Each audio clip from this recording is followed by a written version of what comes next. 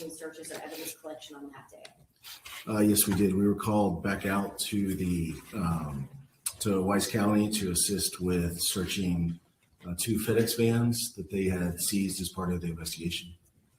And you say 2 FedEx vans. Why were there 2 vans? One of them was the van that he was arrested in, that he had been driving after the abduction, and then the other van was believed to be the van that he abducted Athena in. If in my question, if I refer to one van as the arrest van and one van as the abduction van, would that make sense to you for evidence purposes? Yes. Okay. All right. I believe that you guys did the arrest van first. Can you tell me what you and your team did with regards to the arrest van? Sure. So from the information that we had, the arrest van was not, we didn't believe that it was part of the actual abduction and murder. So we didn't feel it needed a forensic search from the standpoint of hairs and fibers and DNA. So that van had some other items in it that we were interested in, one being the SD card to see the movements of the van and the cameras on the van. So we removed the SD card. And then we also, there was a package scanner in there that FedEx employees use for scanning packages as they deliver them or receive them. And we collected that as well. And did you have a warrant to search this van? We did, yes. We had a state warrant. Okay.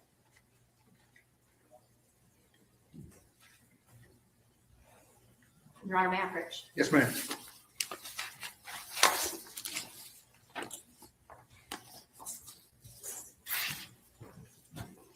I'm going to show you what's been marked as State's Exhibit 88 through 94.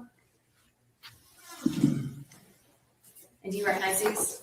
I do, yes. These are, as I talked about with the residents before we do any search, we take entry photos, and it's no different for a vehicle or a van like this. We would take exterior, take entrance photos.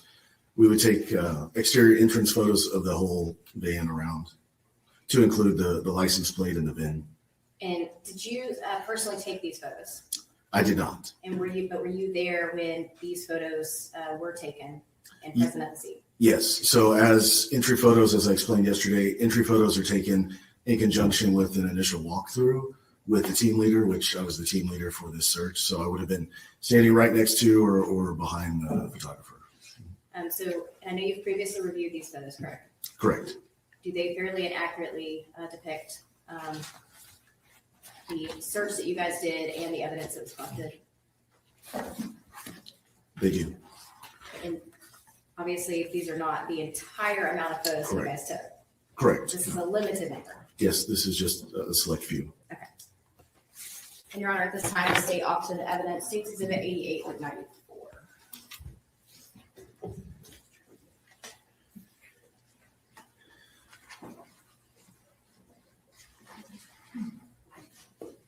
No objection, sir. State's exhibits 88 through 94 are admitted. Thank you, Judge. And may we publish? Yes, ma'am.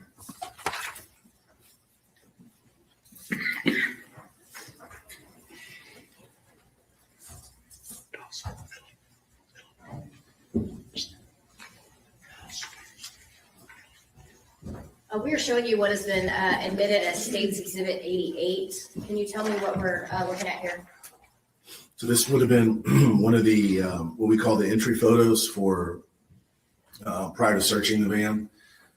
As with the residents, we would have wanted to capture some identifying information, excuse me, with that separates this van from any other van. So in this picture, you can see the license plate clearly displayed.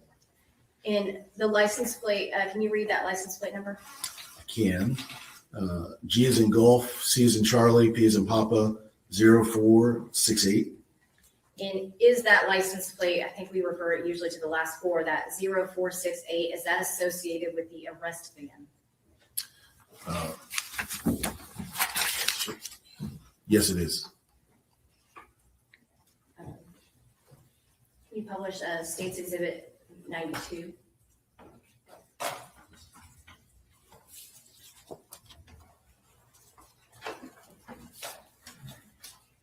State's Exhibit 92, what are we looking at here?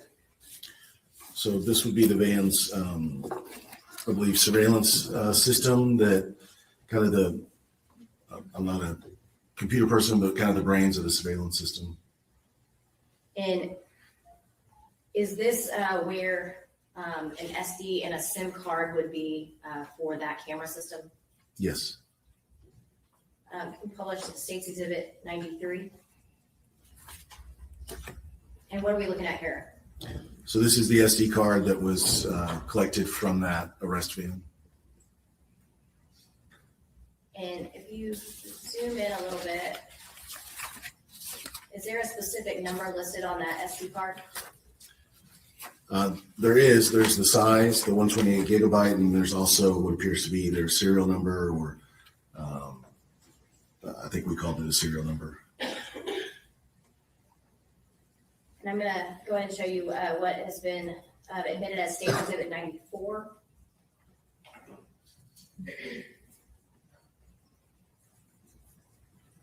And what are we looking at here? So this would be the backside, the opposite side of both of those objects. We always take a front and a back if it's a kind of a two-sided object. And was this the SD card and SIM card that you collected? That you and your team were the seizing, correct? Correct. Yes. And Your Honor, may I approach? Yes.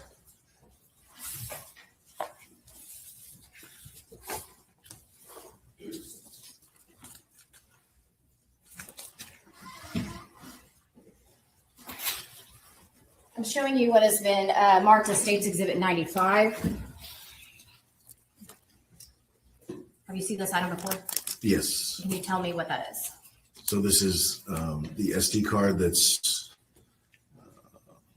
photographed. It's photographed in Exhibit 93. Is there a license plate number listed on that item at any point? No, there's not.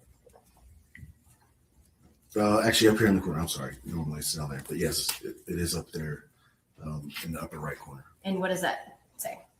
It identifies it to that vehicle that we also have the photograph of, as well as the date. Is that 0468? It is, yes. Can you publish State's Exhibit 93?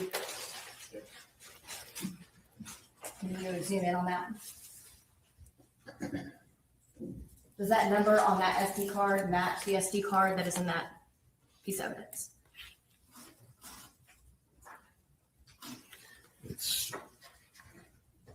Yes, it does.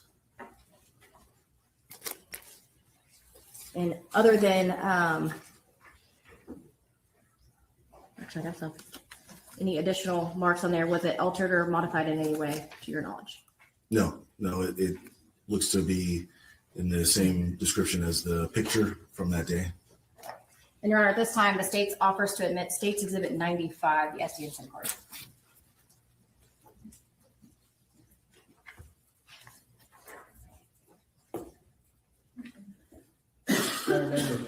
State's 95 is admitted.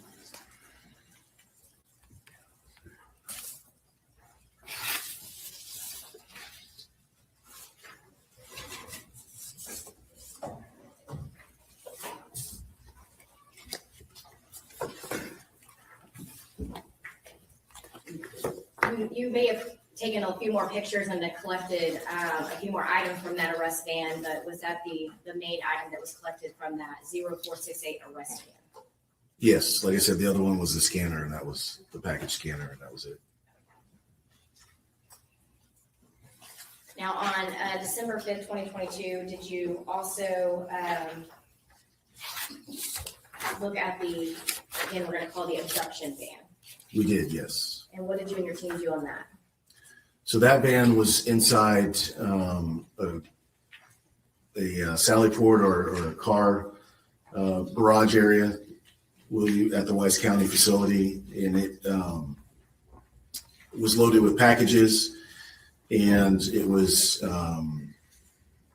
definitely the van that he was driving on the day of the abduction. So we wanted to process it for forensics, meaning hairs, the fibers, blood, DNA, whether that's semen, vaginal fluids, saliva.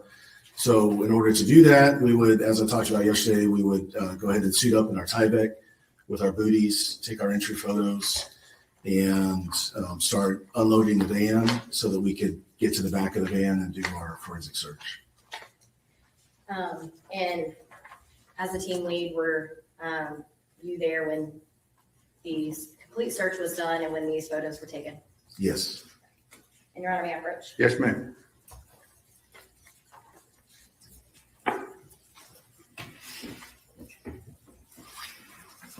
I am showing you what has been marked as States Exhibit 96 through 115. And have you seen these items before? Yes. Yeah, this is the van inside that garage, as I talked about. And once again, they're the start of our entry photos. And have you had the opportunity to review all those photos prior to coming in here? I have, yes. And do these photos fairly and accurately depict the search and the evidence collected on December 5th of 2022 in the abduction van? They do, yes. Your Honor, at this time, the state offers into evidence States Exhibit 96 through 115.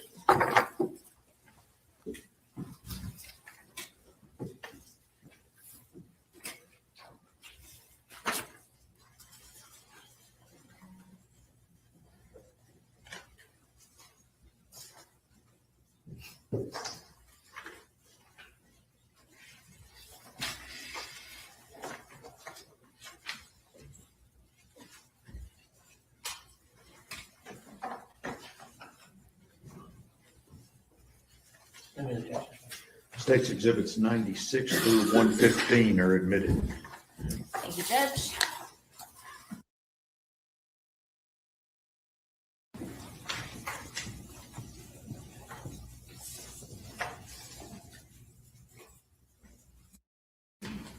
Have you published a State 7?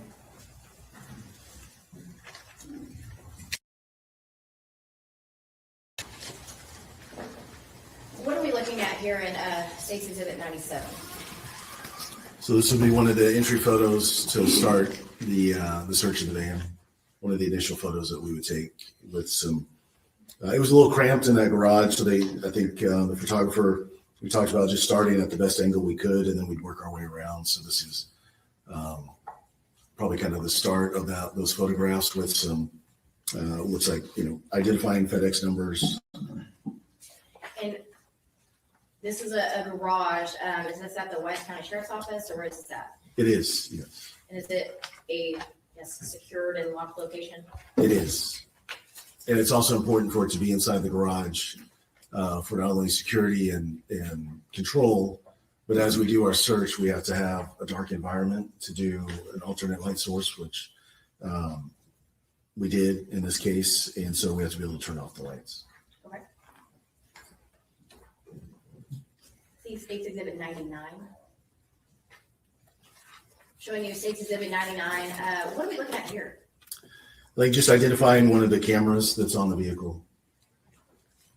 And you published States Exhibit 102. You zoom in.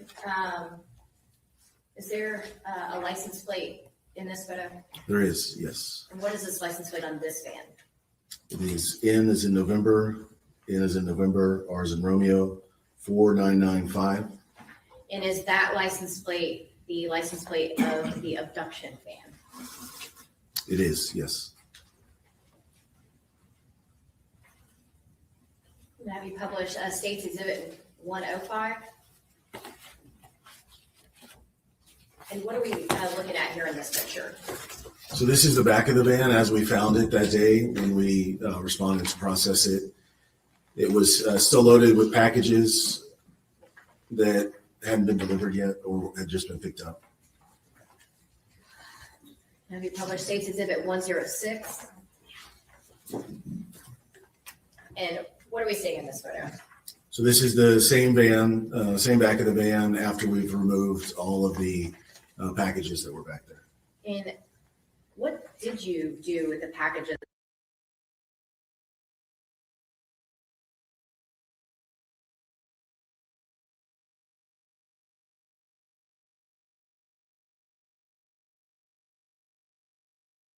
that were in this van?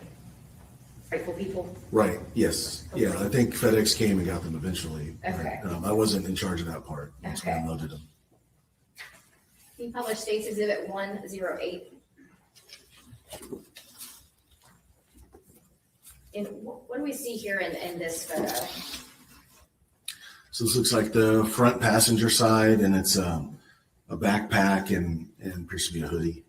Now, this backpack and hoodie, we're talking about the abduction van. Whose backpack and hoodie is that? Is that Tanner Horner's or someone else's? Sustained, don't leave you with it. Whose backpack is that? It's unclear, but we did know that Tanner Horner was not driving the vehicle when it was seized at the time. So our assumption there was that it was the current driver's. I don't have his name, but not Tanner Horner's. And in the, can you zoom in on that? Can you zoom in a little bit? What are we seeing in the back of this photo here? As far as personnel, Yes. yeah, so that's how we would dress when we do a forensic search. So we have our Tyvek on with the hoodie, and they have probably started processing, or at least getting ready to do the vacuuming. So that is the white Tyvek suit that you talked to us about? Yes. Have you published State's Exhibit 109? And what are we looking at in this picture? What angle is this coming from? So this is coming from the cargo area, looking into the driver and the passenger area of the vehicle. So you were standing at that cargo door. That's what you would be staring at. Correct, yes. I'll show you what's published 110. And what are we looking at here? So this would be the same, the brains of that surveillance system that's on the FedEx van. Is this the same camera system that was on the arrest van that we've already talked about? It's very similar. I don't know if it's the exact same model, but yeah, it's. I think this one had a little bit different camera setup, but it's the same type of system. Can you publish State's Exhibit 111?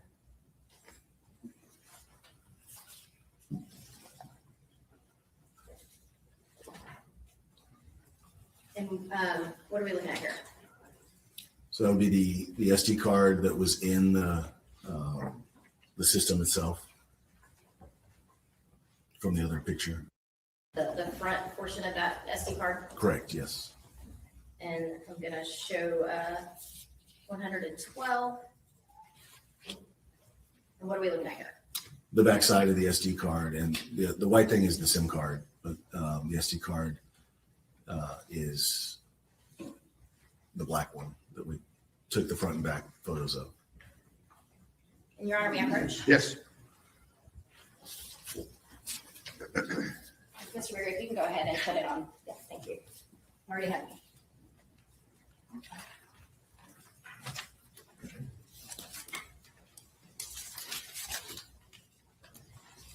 I'm showing you what has been marked as State's Exhibit 116.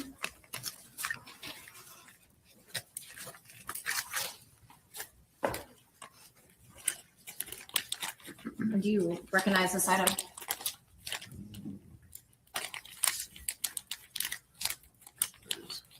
Yeah, the SIM card is, I know it's in here.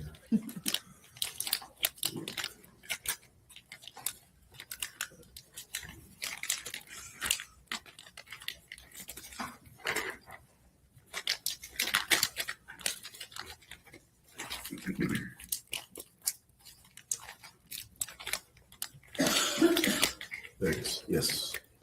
Yeah. It is in here, but there are also some thumb drives, but the SD card is in here. And I'm gonna have you read the front of the package first. What is the license plate number on this package? It is November, Romeo 4995. And is that the license plate that is associated with the abduction van? Yes, it is. And is that where that SD and SIM card were seized? Correct. on Yes. December 5th of 22. Yes, And I believe you're looking at the SD card in there. I am. Can you see that? It's very small, but yes, I can see it. And you can open it if you need to, but if you can see those numbers, do the numbers match the photographs that were taken on?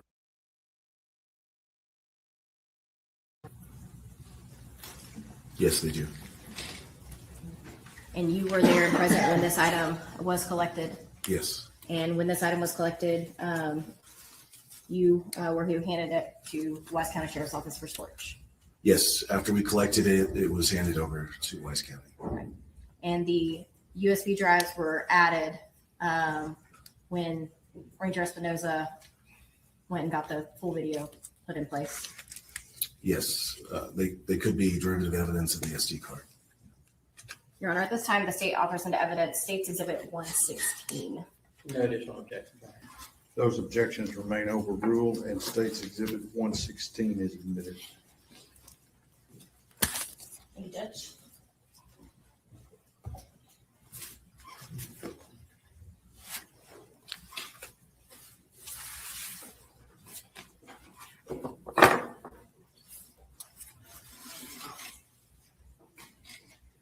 In finalizing this search on the abduction van on December 5th of 2022, was there any additional evidence that you guys collected at that time?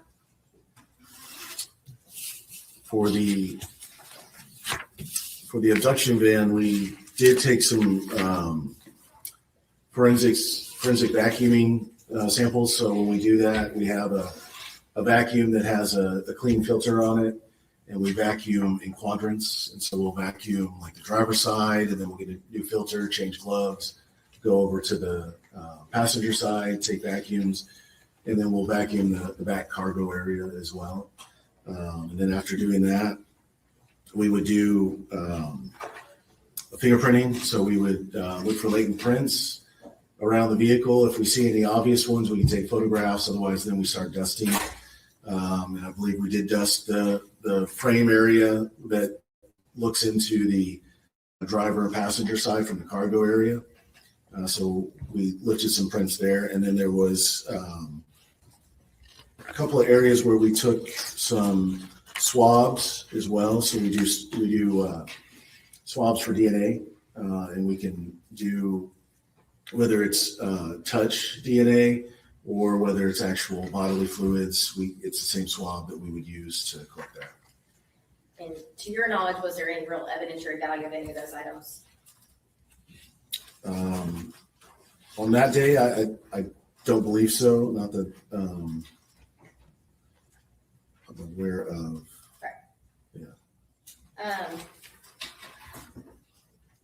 To kind of move you ahead. So after December 5th of 2022, was your FBI ERT team asked to do anything additional with regards to this investigation for Athena Strand?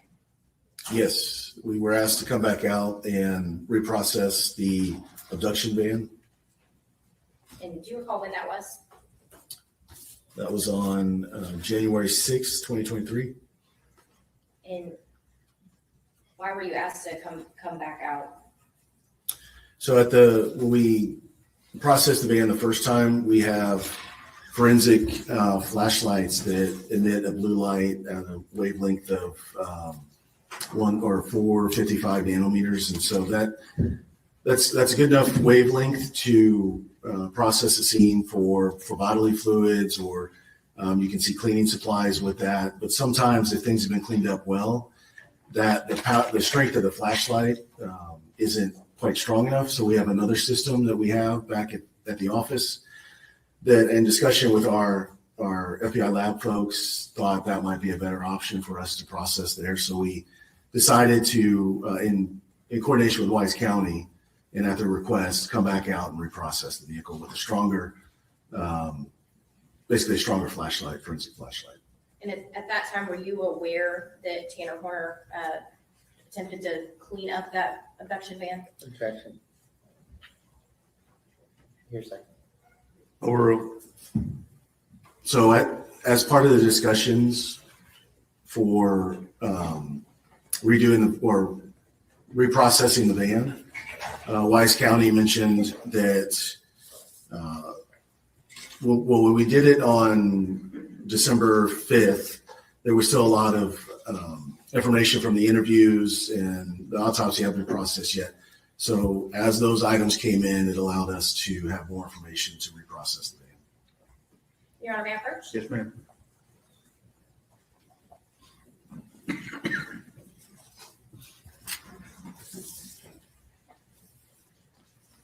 I'll show you what has been marked as States Exhibit 117 through 139.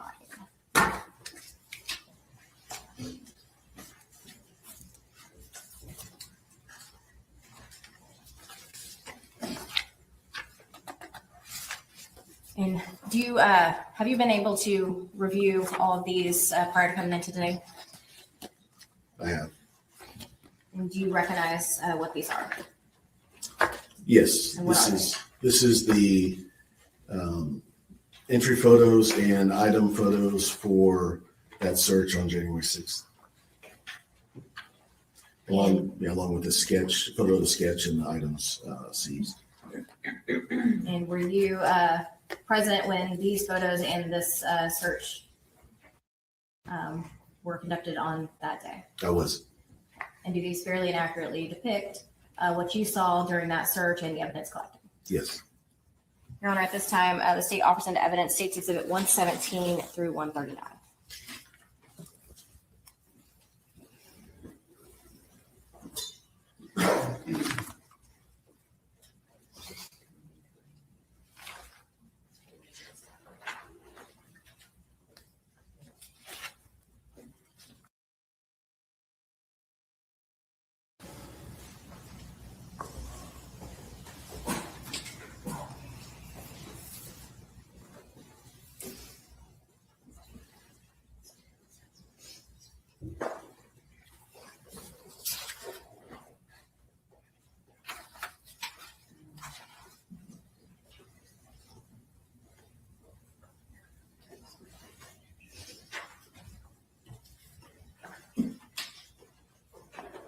Judge, we have no objections to the majority of the photos. However, we do have objections to 126, 127, and 128.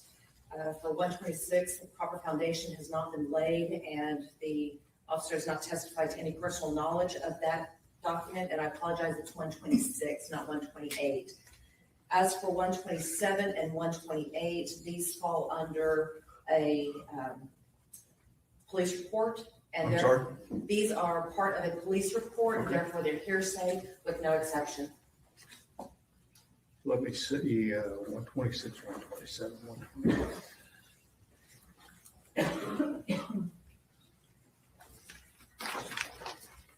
Your Honor, they are just the diagram of where the actual 10 swabs were taken and the Objection, swab. Your Honor. Objection, oh, sorry. That was an objection.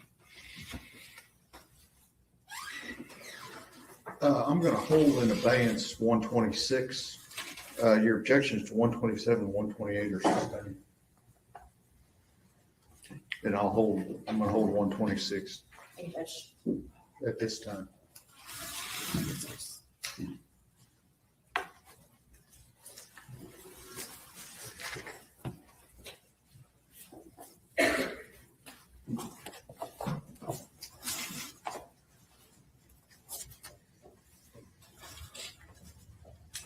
Have you published States Exhibit? And all the other, I'm sorry, I'm sorry. Ms. Duell, Another states alternate. 117, 118, 119, 120, 121, 122, 123, 124, 125, and then 129 through 139 are admitted. Thank you, Judge. Yes, ma'am. Now I'm going to publish States Exhibit 118.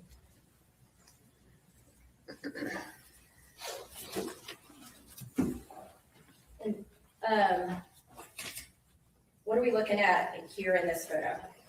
So this is the what we're calling the abduction van, again, with the back cargo area still cleared out as it was when we left it from December 5th. I'm gonna have Mr. Berry zoom in a little bit on that. Your Honor, may we approach real quick? Yes.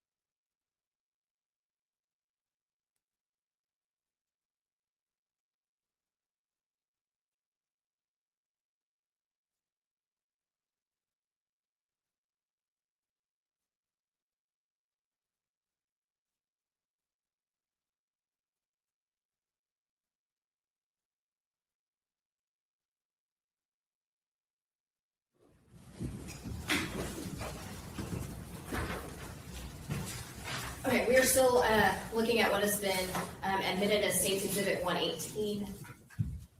And this license plate, can you read that off?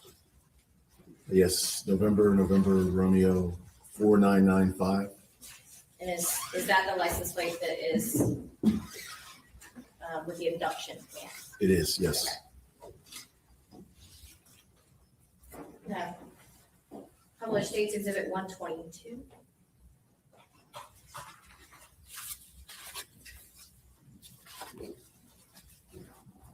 And what are we looking at here? So these are tie down straps that we found in the back of the van, and they were laid like this for purposes of photograph. And why were you looking at these tie-down straps?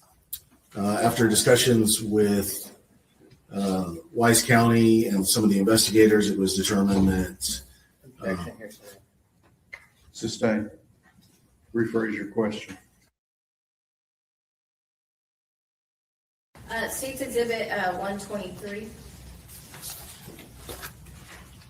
What are we looking at here? so these are green bungee cords that were found in the van.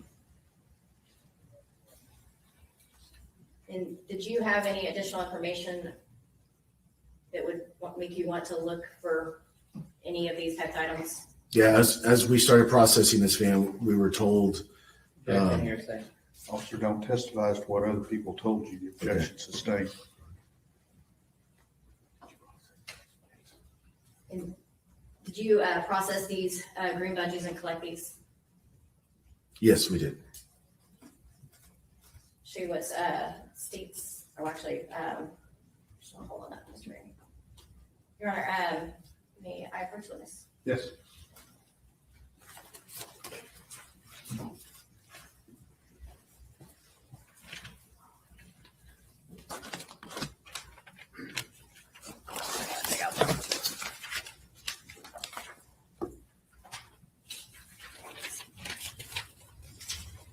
It's got mixed up.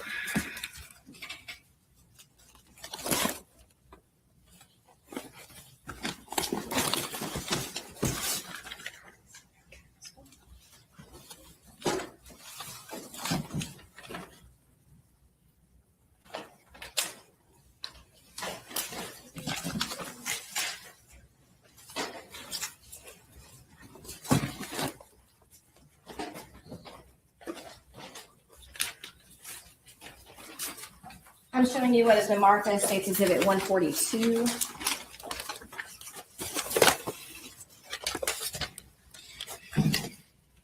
Do you recognize this item?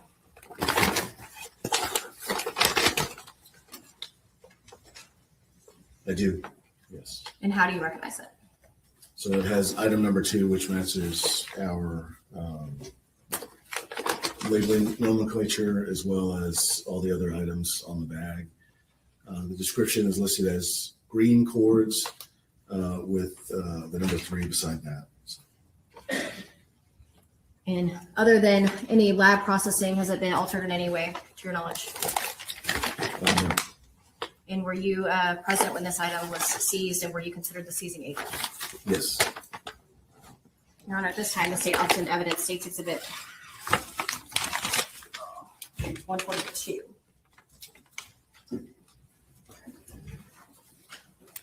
Yaro, may we approach?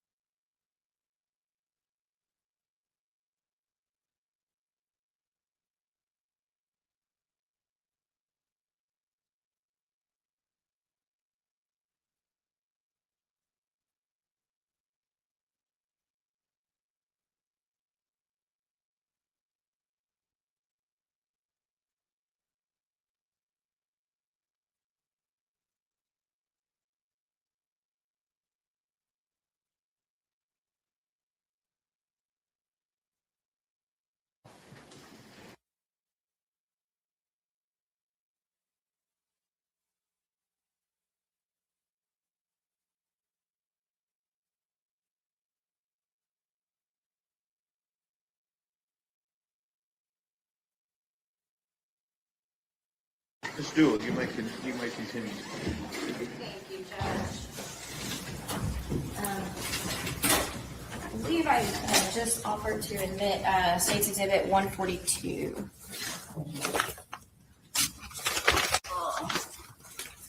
Any objections other than those previously mentioned to me, Mr. Goble? Second. All right, States 142 is admitted. Thank you, Judge.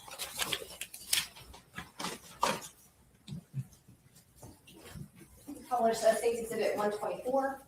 And what are we looking at here? So these are what we call black bungee cords or black, So they're black bungees. They were found in the back cargo area of the van. And were these items collected and placed in evidence? They were, yes. Your Honor, Maverick? Yes. I believe you have the item in front of you, what has been marked as State's Exhibit 141. Yes, And can you, have you seen that item before? I have, yes. And how do you recognize it? It's our labeling nomenclature with the case, the FBI case number, the date, the VIN, a description that says bungee cord, one bungee cord and a piece, and then and location was storage area and truck. It has a collector initial for Angela Klein, and then my initial as well as an assistant collector / witness. And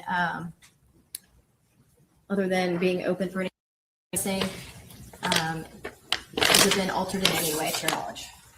Nope, just the Wise County Sheriff's label and a couple markings from the lab. Your Honor, at this time, the state offers into evidence State's Exhibit 141. Any objections other than those previously mentioned to me? No additional objection, Judge. Okay, states, those are overruled. It states 141 is admitted. Thank you, Judge.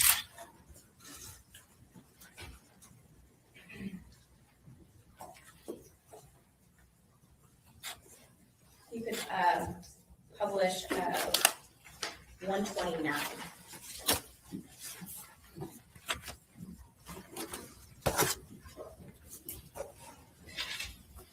Special Agent Ross, what are we looking at in this photo? So this is our alternate light source that we use for conducting forensic, kind of a forensic light test of the back of the van. It uses a wavelength of light, and we wear orange goggles to look through, and it can illuminate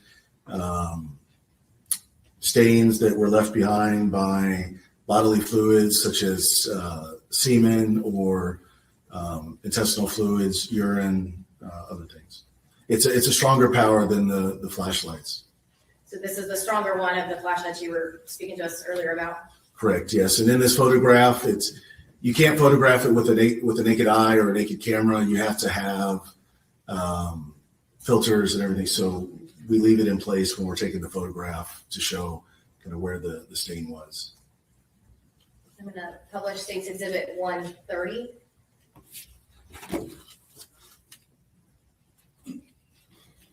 And what are we looking at here? This photograph is the same setup where we're trying to show where the stain is using that alternate light source. This is, I believe, the step going into the cargo van, and this is the swab technique that we use to take a swab for DNA. In the light source, is that what is, I guess, shining on this Illuminating. object? Yes. And I believe a minute ago you talked about a special camera to take this photo. So yeah, it's the same camera, it just has a special filter on it. The same where we wear orange goggles or orange glasses, you could put that same filter on the camera lens. And were you present when these DNA swabs were taken? Yes. And Your Honor, Maverick? Yes. You have in front of you what has been marked as State's Exhibit 140. Yes, Do you recognize this item? I do. And what is it? So this is a box containing 10 swabs. So this is our standard nomenclature. It's the date, the case number, the vehicle identification number. So it would have been 3678, the abduction van. So it's, like I said, 10 swabs from cargo hold. Once again, it was the collector of Katie Tibbett and the assistant collector of Angela Klein, both of their initials, and then they would all have been contained into this one box or one bag. And I know we only showed this one photo, but we admitted into evidence photos that match each one of those swabs. Yes, yeah. After I reviewed the photos, they matched the swab locations. And other than any processing, has it been altered in any way to your knowledge? I don't believe so. Yeah, other than the additional Wise County label and a couple of lab notes. At this time, the state offers into evidence State's Exhibit 140. Okay, those objections are overruled. State's Exhibit 140 is admitted. Thank you, Judge.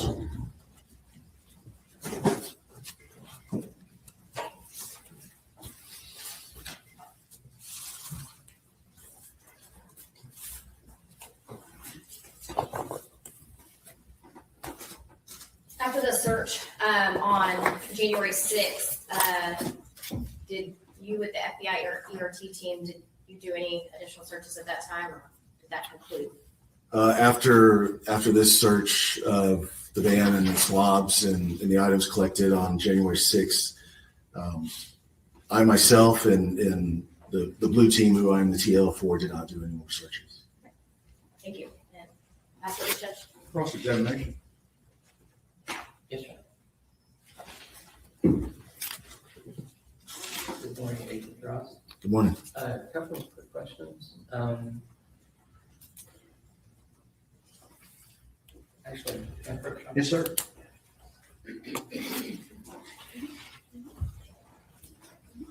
I'm going to hand you what's been marked. I think exhibits 6 through 10. Steve?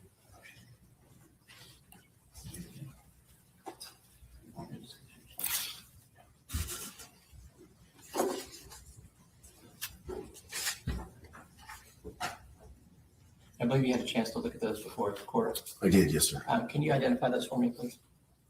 So these were photographs taken on December 2nd when we did the search of Tana Horner's shed and the associated residence.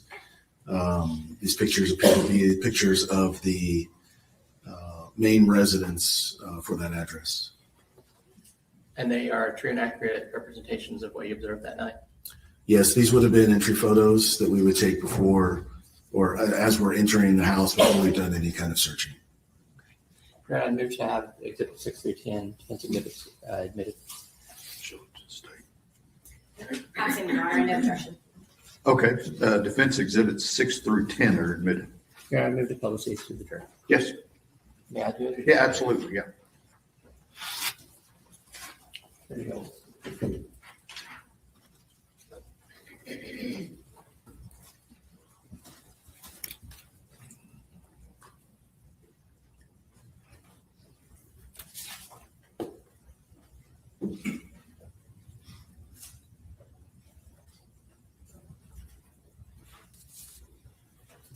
Just to clarify, those are pictures of Jackie Harbison's residence. Yes. Yeah. Yeah, the main house of the residence.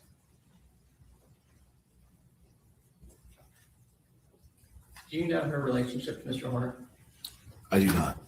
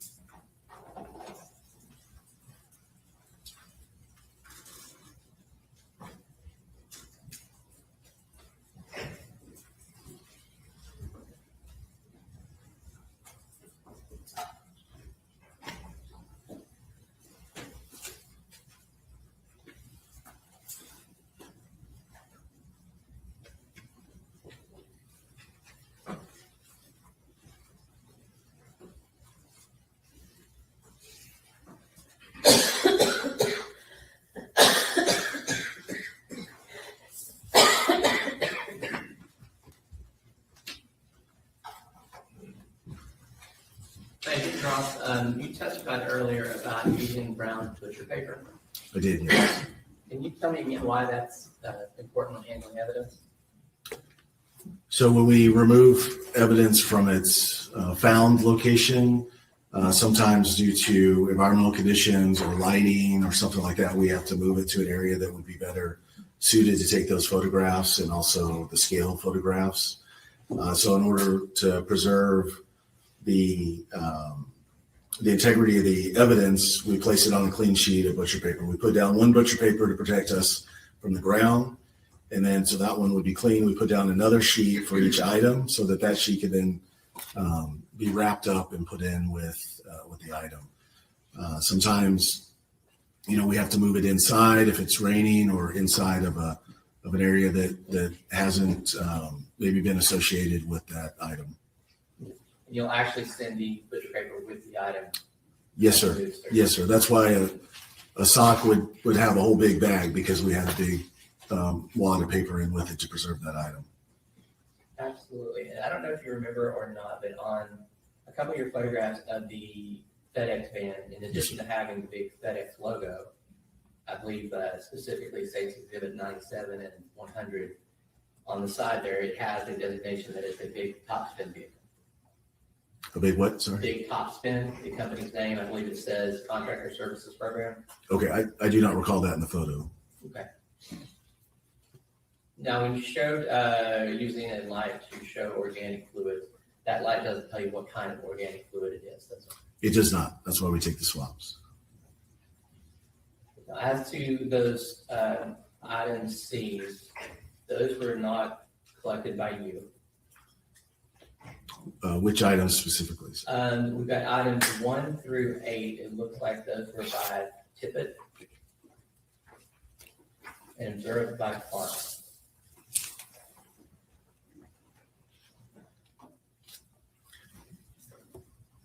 Which day were you talking about for the van? This would be the January date. January 6th. Okay. And are you referring to the swabs specifically, or? Yes. I don't have the item numbers in front of me, so.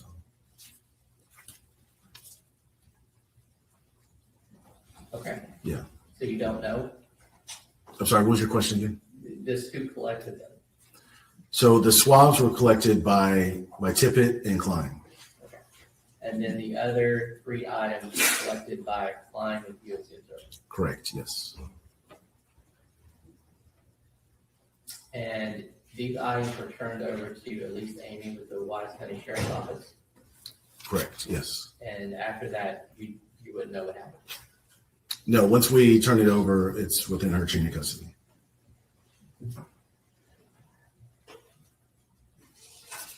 I'll pass it to Sharon.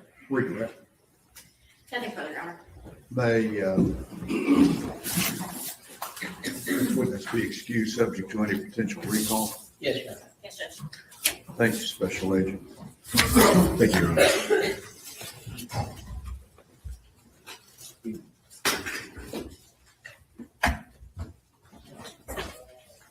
For purposes of the record, the defense exhibit to State's Exhibit 126 is sustained. I need a break. Give me about 15 minutes and we'll start up at 10:20.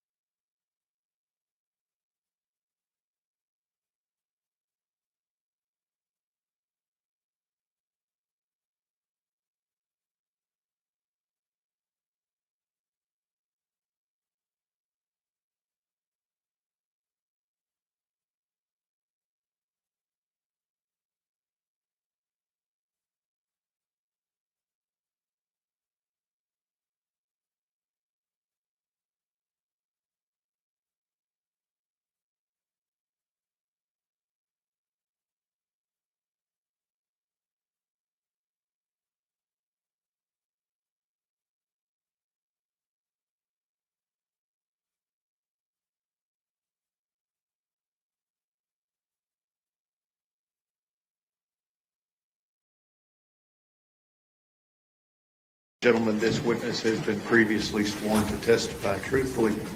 Mr. Staton. Thank you, Your Honor. Ms. Amy, would you state your name and spell it for the court reporter, please? First name's Elise, Alise. My last name is Amy, Amey.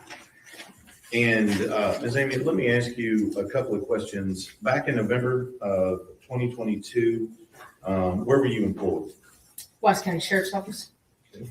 And back in November of 2022, what were you doing for the Wise County Sheriff's Office? I was a crime scene investigator. Now, let me back you up just a little bit. In order to be a crime scene investigator, do you have to be a certified and licensed peace officer? That's correct. So let's give just a little bit of your education in order for you to be a licensed peace officer, and then we'll talk about your CSI stuff.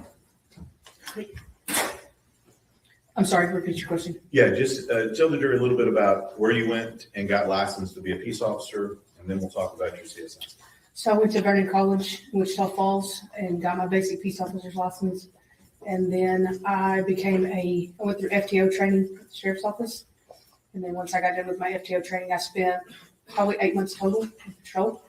And then I went and applied for the crime scene investigator sergeant's position, where I was granted that sergeant's position. And then through there, I became a advanced latent fingerprint investigator, and also a forensic investigator as well. So let's talk about CSI. When did you get promoted to CSI sergeant? About 8 months after being on patrol. And did you have to have any particular additional training and other things to be a CSI sergeant? I did go through I went through the FTO program that they had at the Sheriff's Office, and then prior to becoming a full-time CSI investigator, I actually did it part-time as well. Okay. And during that time being a CSI investigator, were you under the supervision of other CSI investigators during that time? Yes, sir. And who was your primary supervising investigator during that time? Sergeant Brett Yaro. Say that again. Sergeant Brett Yaro. Okay. So Spell that it's last name for the court. Yaro. first name Brett with 2 T's. That's correct. Is he also a sheriff's deputy at the Wise County Sheriff's Office? Yes, sir. And had he been there quite a bit longer than you? Yes, sir. And how long had he been in CSI when you made CSI sergeant? For an extended amount of time.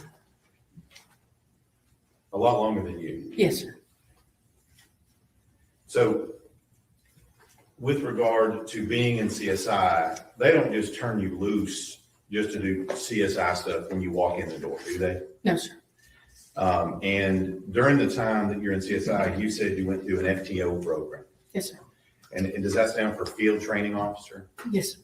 And is that kind of like what you do when you're being a deputy and on patrol? Do you do a similar course of training?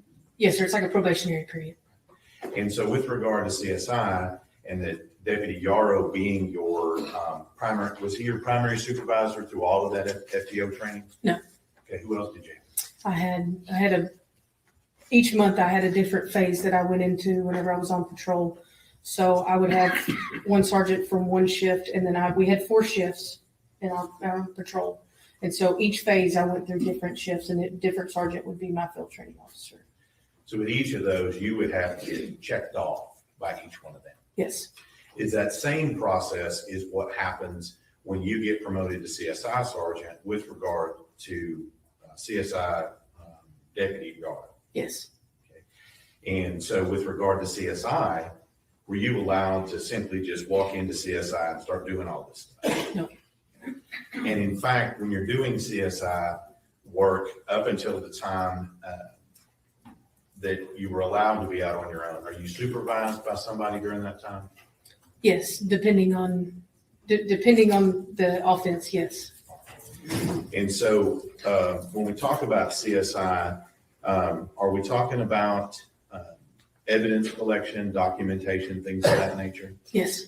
Are we talking about taking photographs? Yes. Okay. All the things that we might consider crime scene related, that's what CSI does. Yes, sir. Now, if we move to November of 2022, you said you had been in the position of CSI sergeant. How long in November of 2022? About that time, I was about 6 months into being a crime scene investigator. All right. And during that time, and at the end of November 2022, you called to participate in the search for Athena Strand.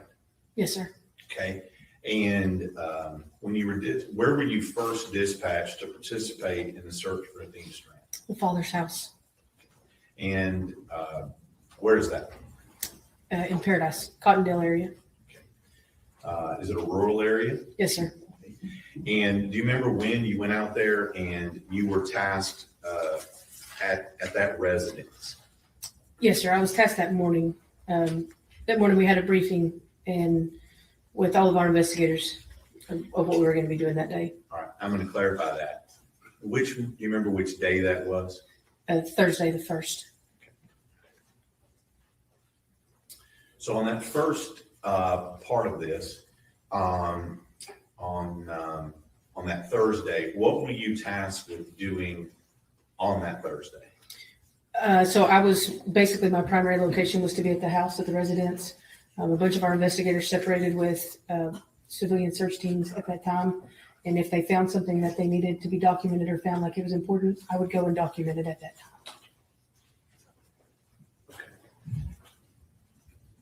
I'm going to ask you, when you got to the Strand home,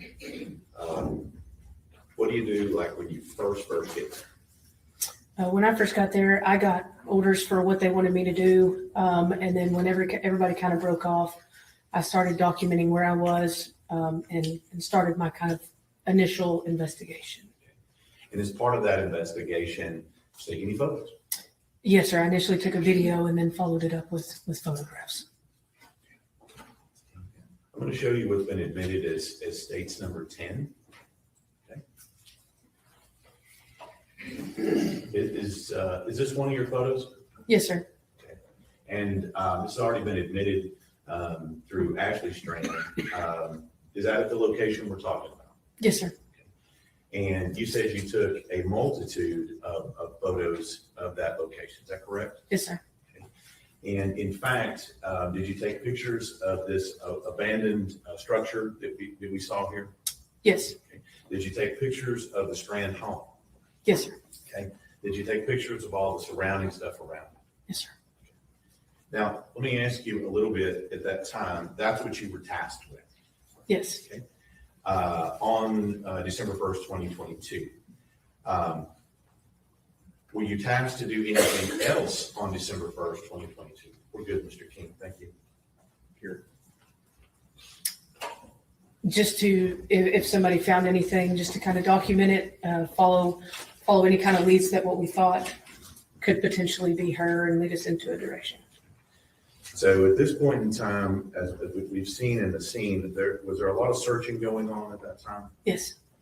Were there a lot of assets deployed, including law enforcement and civilians that were out searching for Athena in that general area? Yes. So were you tasked to do anything as part of that searching during that time?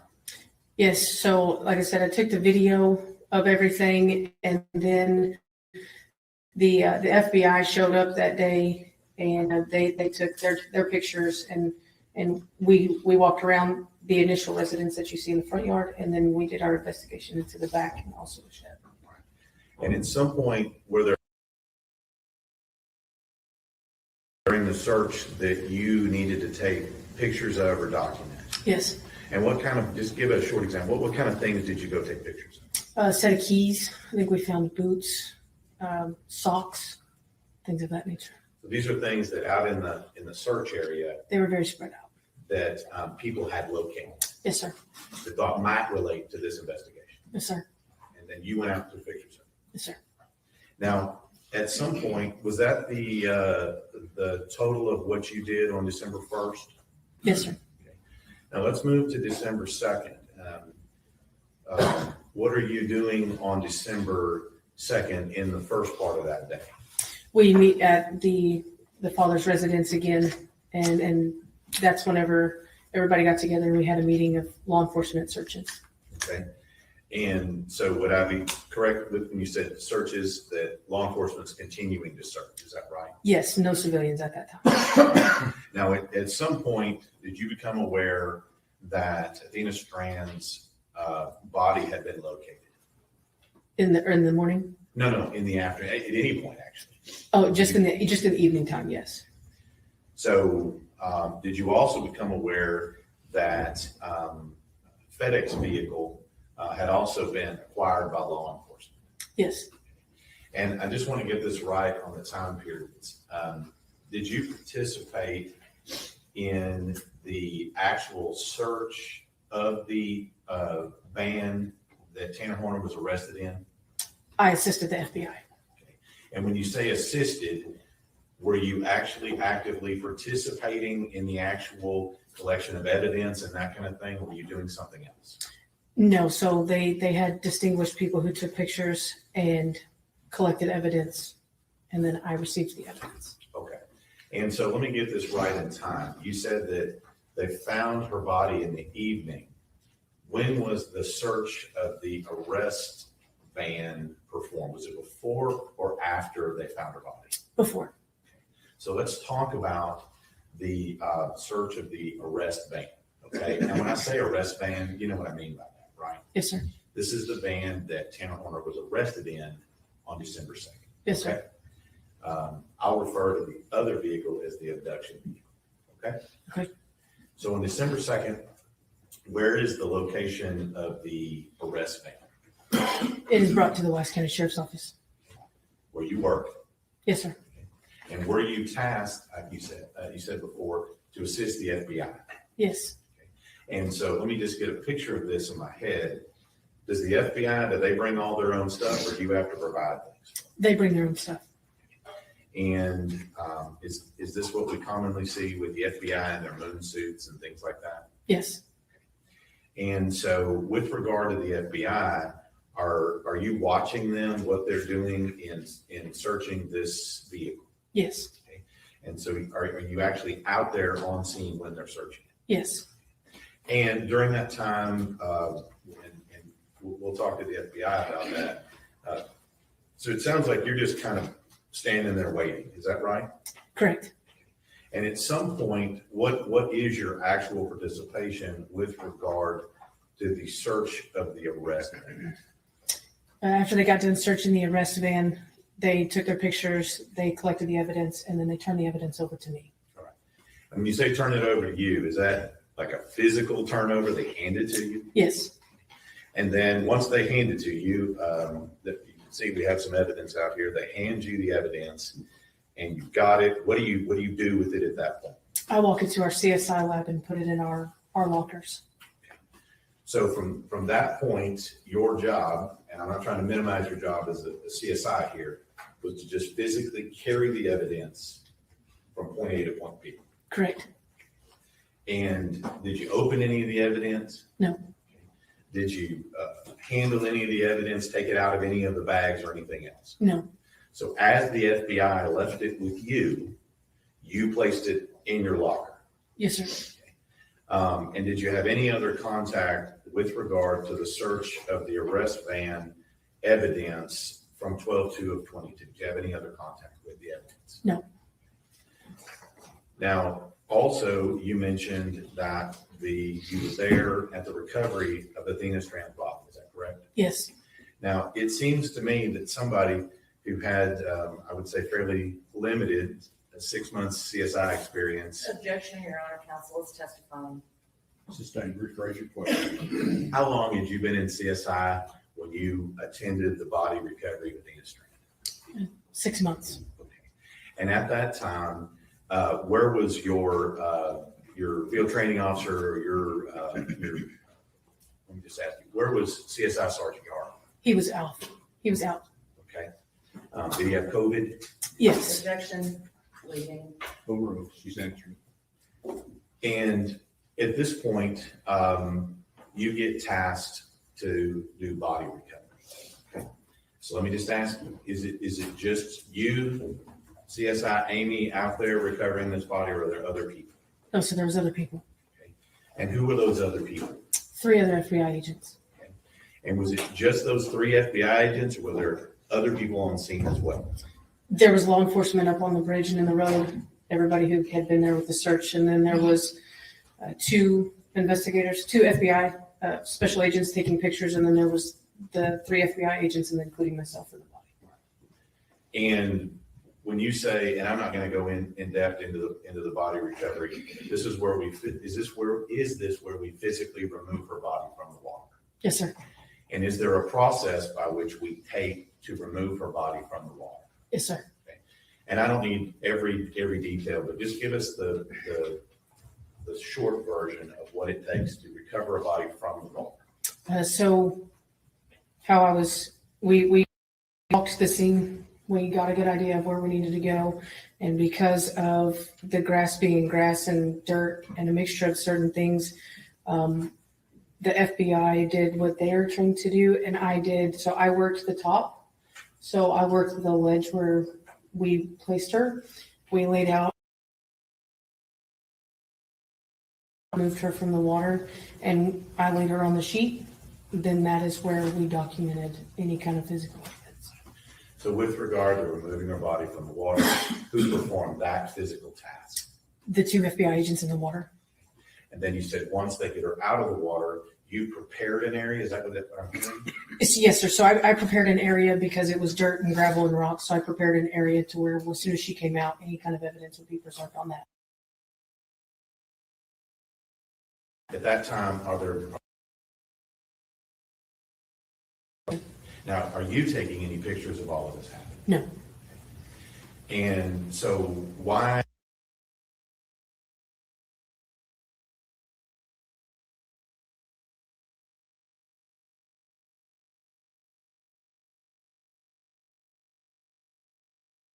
And it's the way we collect evidence, and bodies are it's a piece of evidence.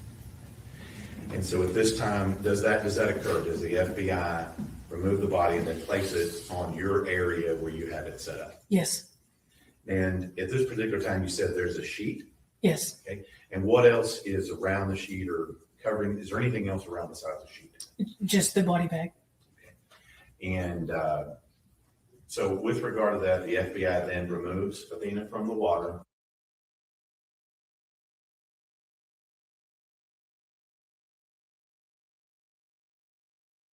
With regard to Athena's body. I asked the FBI to document Athena the way that I am trained, because that is how I do ours. We talked it out. They took the pictures. We scaled everything. I bagged her hands for any kind of evidence preservation and signed it, and then put her in the bag, and we carried her upstairs. So let me ask you, said something about bagging her hands. I'm going to ask some questions about that. What does that mean when you bag someone's hands?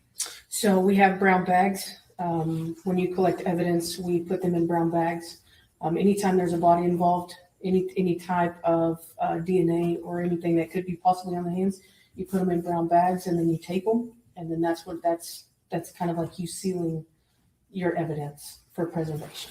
So that's what that means. Now, if you know, do you know where the Athena's body ended up from where you took it to where it ended up? Do you know where it ended up? Medical examiner's office.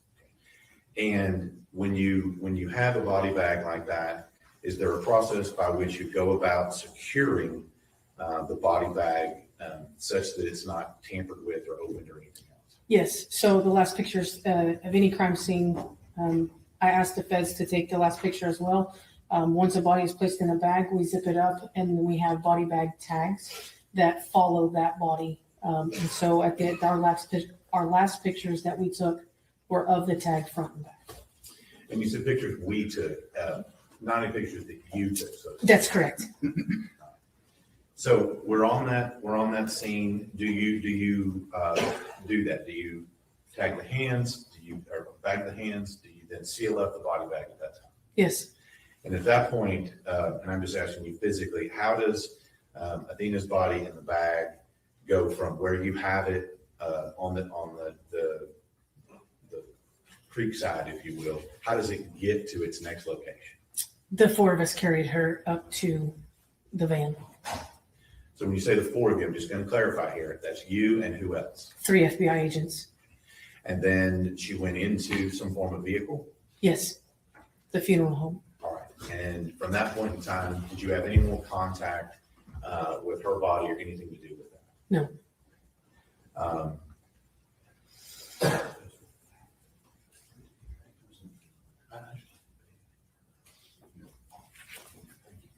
So at that point, are you done with your role in the processing of Athena's body?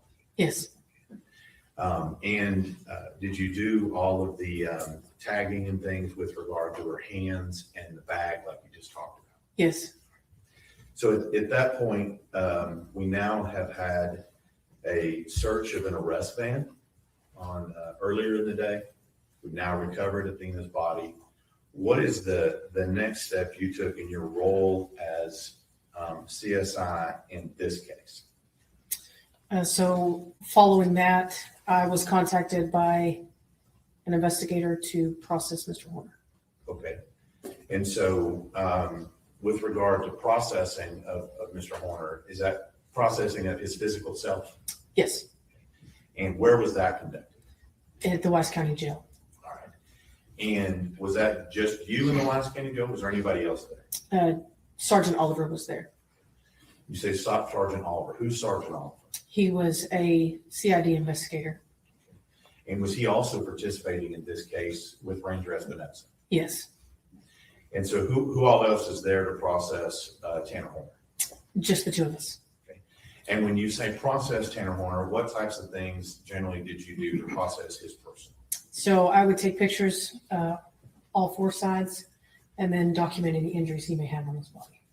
And did you do that in this case? Yes, And was Sergeant Oliver there the entire time as well? yes, Was that the extent of your role in the processing of Tanner Horner? yes. And when was that done? Tell me that again. That was done just after we recovered Athena. Okay, so in the evening of the second. Yes, So now we've gotten to the evening of the second. Do you do anything else on the second? no, Right. When is your next time to participate in any capacity in your employment as a CSI in this case? may I look at my reports real quick? Sure.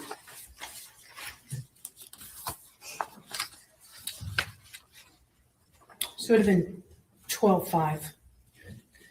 So body recovery on 12/2 and then 12/5 is the next time you participate in this case in any capacity. Yes, And what was that? that is the day that we processed both FedEx trucks. Okay. Now, you've already testified that the FBI has already looked at the arrest vehicle, is that right? Yes, To your knowledge, had anybody looked at the abduction vehicle at that time? no, So you said that on 12/5, do we have both vehicles we're looking at that day? may I look at my report right quick? Sure.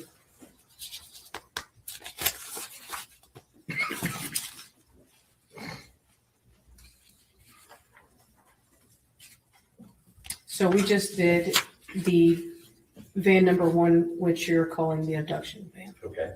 And I was going to ask you that if you had a particular report. So in your report, that's referred to as van number 1. That's correct. So this abduction vehicle, AKA van number 1, who is participating in the processing of that vehicle? The FBI ERT and myself. Okay. And let me just ask you, was this the same process that y'all took when you did the search of the arrest van? I'm assuming that'd be van number 2. That's correct. Is it the same process you testified that happened in the search of the first van? Yes, So did you participate in any of the evidence collection or anything else, or was that the FBI? that was the FBI. So anything with regard to collection of evidence, we would need to ask the FBI. Yes, And your role, was it again what you testified before, essentially as a carrier of evidence from point A to point B? yes, And any evidence that was collected in the van number 1, the abduction vehicle, did you do the same thing? yes. And all of that evidence, did you open any of it or mess with any of it at that time? No. No. So at that point in time, so what do you do next? That's 12/5. What happens next? So on 12/15, I was contacted by our property manager, Paige Dobines, to meet her in her property room. Sorry, Judge, that was me.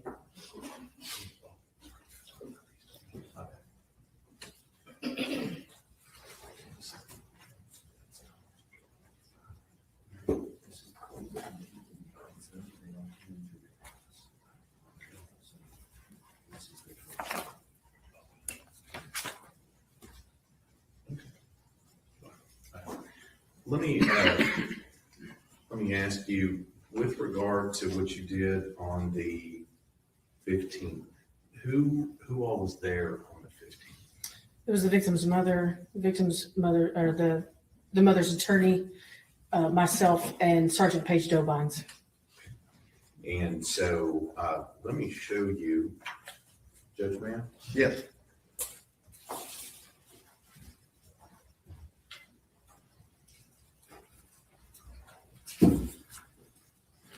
Let me show you what I've marked. States 154. Reading this. States 154, 155, 156, 157, and 158. Will you take a second and look at those and tell me if you recognize those?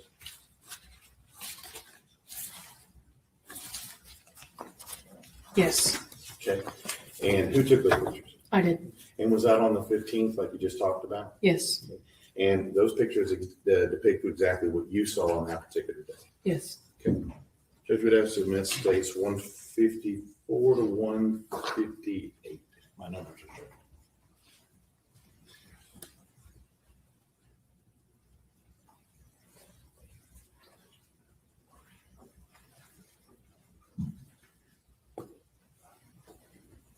No objection. States exhibits 154 through 158 are admitted. And yeah, this particular time when they arrived, just give us a general description of what they brought you and what was in the box. So when I arrived into our conference room at the sheriff's office, I was met with them, and there was a Walmart package on it. Okay, cool. And can we? Yeah, just one. Oh, actually, no, pause right here. This particular box that we see in this exhibit that we already have up here, states number 10. Is that the same box that you have in those pictures in front of you? Yes, And so that box, I guess, went from that scene to you at this point on the 15th. yes, Did the box appear to be in the same or similar condition as when you saw it here? yes. And let me ask you.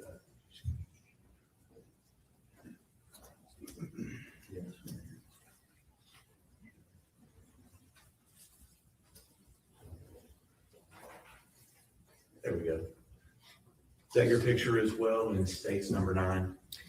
Yes. And then.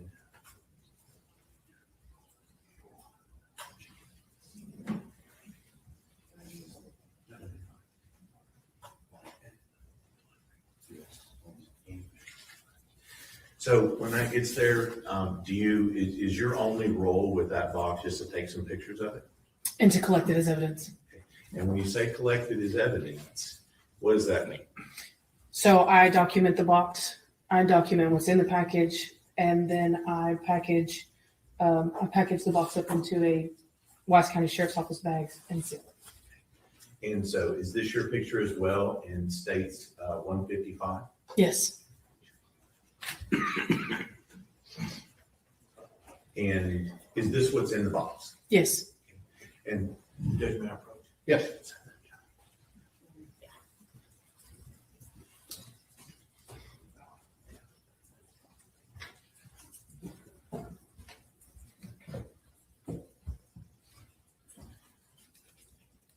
Again, with the glasses, sorry. I'm going to show you what's been marked states 159. Do you recognize that? Yes. Okay. Let me ask you a couple of questions about it before we get into it. When you take in evidence and you document evidence, do you put a tag on it? Yes. And that tag, is that your tag that's on that? Yes. And also, is that some of your writing also on that box? This is Sergeant Yaro's writing. Okay, but you collected it. That's correct. And did you physically put it in that bag? No, Okay, were you with Sergeant Yaro when he put it in the bag? I was off that day. Okay. So when you say you collected it, what do you mean you collected it? So as soon as I collected the evidence, I took it to locker number 1 in Page's property room. When you say Page's property room, is that our evidence? Yes. So you took it physically Yes. and you took it to property. Yes. And it was later actually placed in a bag like this Yes. by who? By Sergeant Brett Yaro. So the item that's in that, do you know what's in that bag? Yes, sir. Okay. And is that the item you collected? Yes, sir.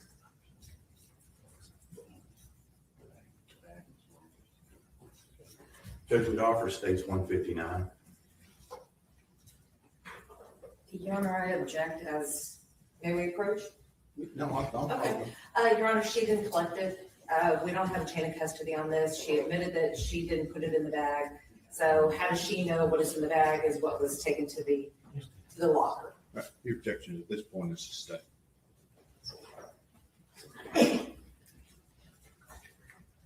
Yeah, that's one. All right. So the next, that's on the 15th, correct? Yes. And with regard, what did you do next with regard to this case involving Athena Strand? And Your Honor, you would also object to having State Exhibit 158 displayed without the witness testifying to it. 158 has been admitted into evidence. Exactly, Your Honor, but we would object to them leaving it up on the screen while the witness is not testifying to it. Oh, that's over. Go ahead. What did you do next? We said you collected the box that you just talked about with the Barbies in it. What did you do next? So the next day was January 6th. That is when the FBI ERT team met me back at the Wise County Sheriff's Office jail, where the van 1 was. And that's where we called it DNA day. It was when we searched the van for DNA using an alternative light source. And so again, kind of the same question that I asked you before. When the FBI shows up, do you get to participate with the FBI when they're doing their business? No. And so with regard to anything they did, we would need to ask the FBI.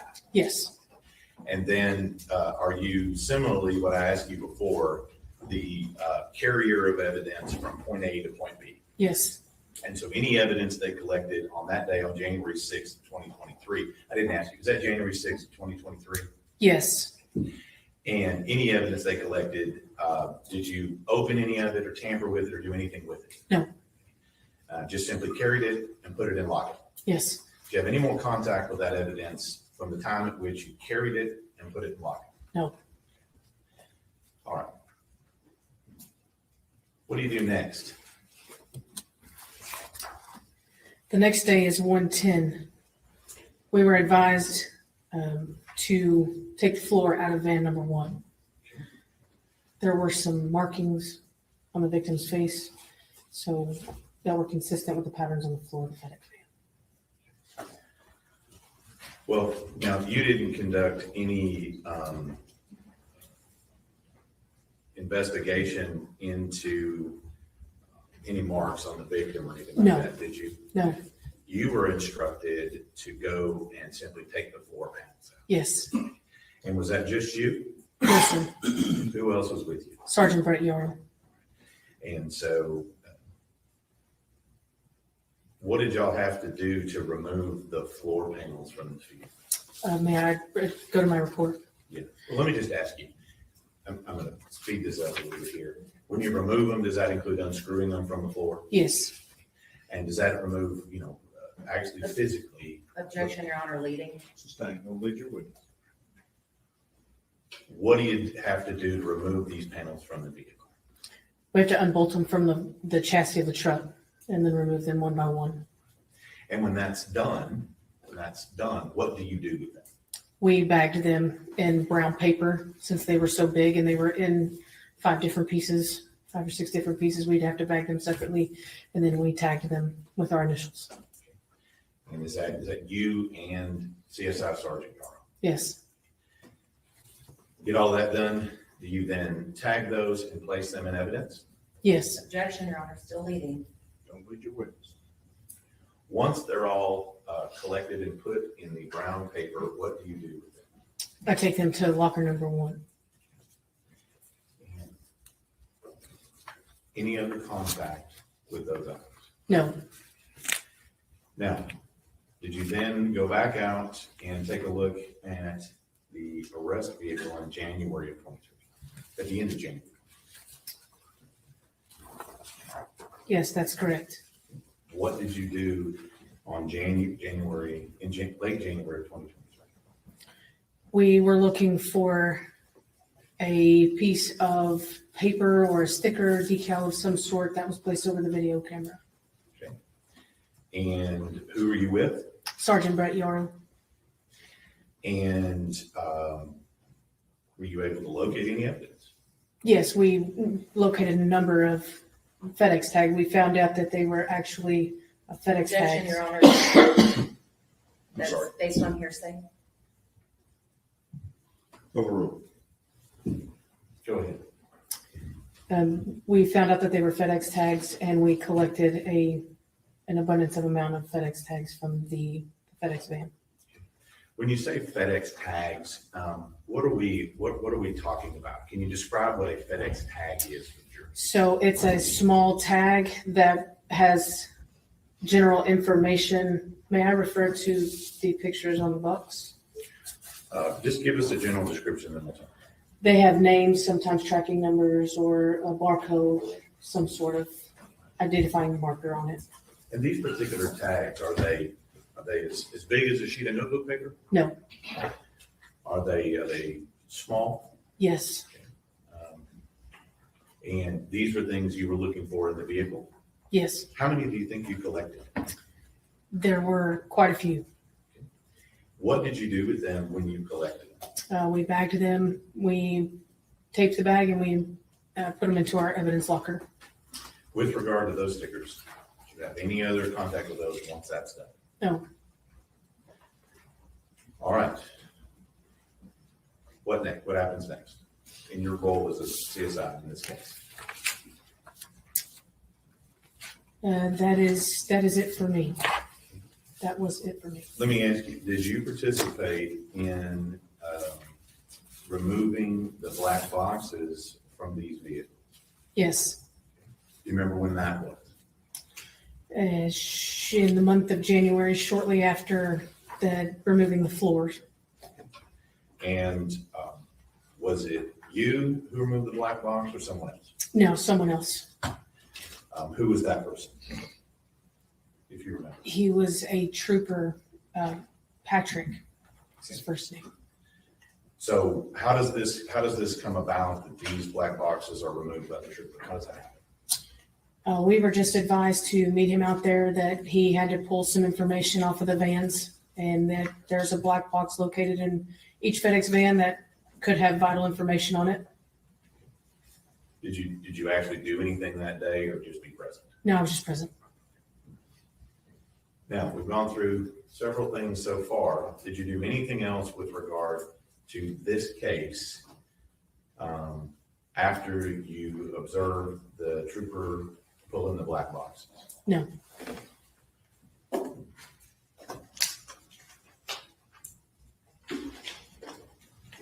That was at the end of February of 23, is that right?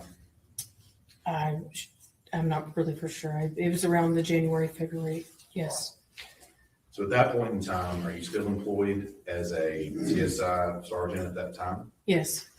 In between the rest of that time, and I guess I ask you, I don't see you in uniform. You're no longer employed by the Vice County Sheriff's Office. Is that correct? That's correct. And so when was your last day at the sheriff's office? In October of 23. Okay. So how many months is that after you were done participating in this case? 7, 8. 7 to 8 months after this. Let me just ask you, were you fired from the SO, No. sheriff's office? No, sir. Did you resign? Yes. What is your status with the Texas Commission on Law Enforcement? I am no longer a basic peace officer. And when you resigned from that, what was your designation when you resigned? Honorable or dishonorable? Honorable. Now, I'm going to ask you about this because I'm sure the defense will in a minute. At some point after this, did you have a little bump in your CSI career? Yes. And let's talk about that. Were you participating in an investigation into another murder committed in Wise County Yes. when this incident occurred? Yes. And was that also another murder that was charged as a capital murder? Yes. When did that murder occur, if you remember? In June 2023. So how many months after you were participating in this case here? A year and some days. You said how many? Oh, I'm sorry. It was in 22. It was, I don't know. I'm not counting. Several months. Several months. And so what we're talking about here, and I'm just going to get into it here with you, was there an incident involving photographs that were taken in that investigation? Yes. And is that incident related to who took those photographs? Yes. And as far as your being, were you disciplined with regard to these photographs? Yes. So let's talk about that. What was the standing order when you went out on that scene with regard to who was supposed to be taking photographs? I had an intern with me, and the intern was not supposed to take pictures. Okay. And at that point in time, did you allow the intern to take pictures? Yes. And do you know how many pictures it was? A handful.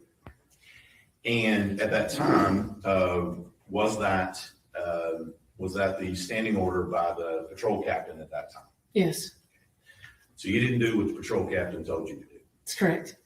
That's not good, is it? No.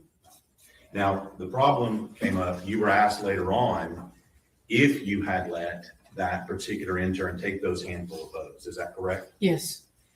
And what'd you tell him? Told him no. That's not true. It's correct. And that caused you some problems at the sheriff's office, didn't it? Yes. Are you proud of that you said something that wasn't true? No. But you did. Did you eventually tell your superiors that what you told them wasn't true at that time? Yes.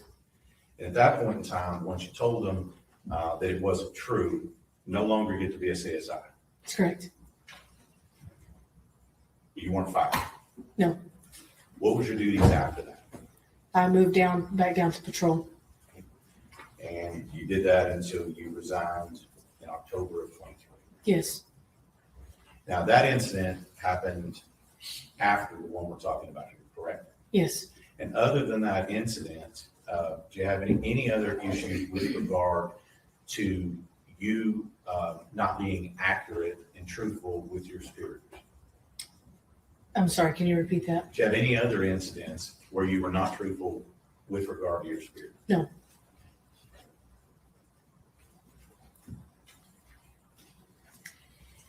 House witness. Cross-examination. Your Honor, may we approach? Yes.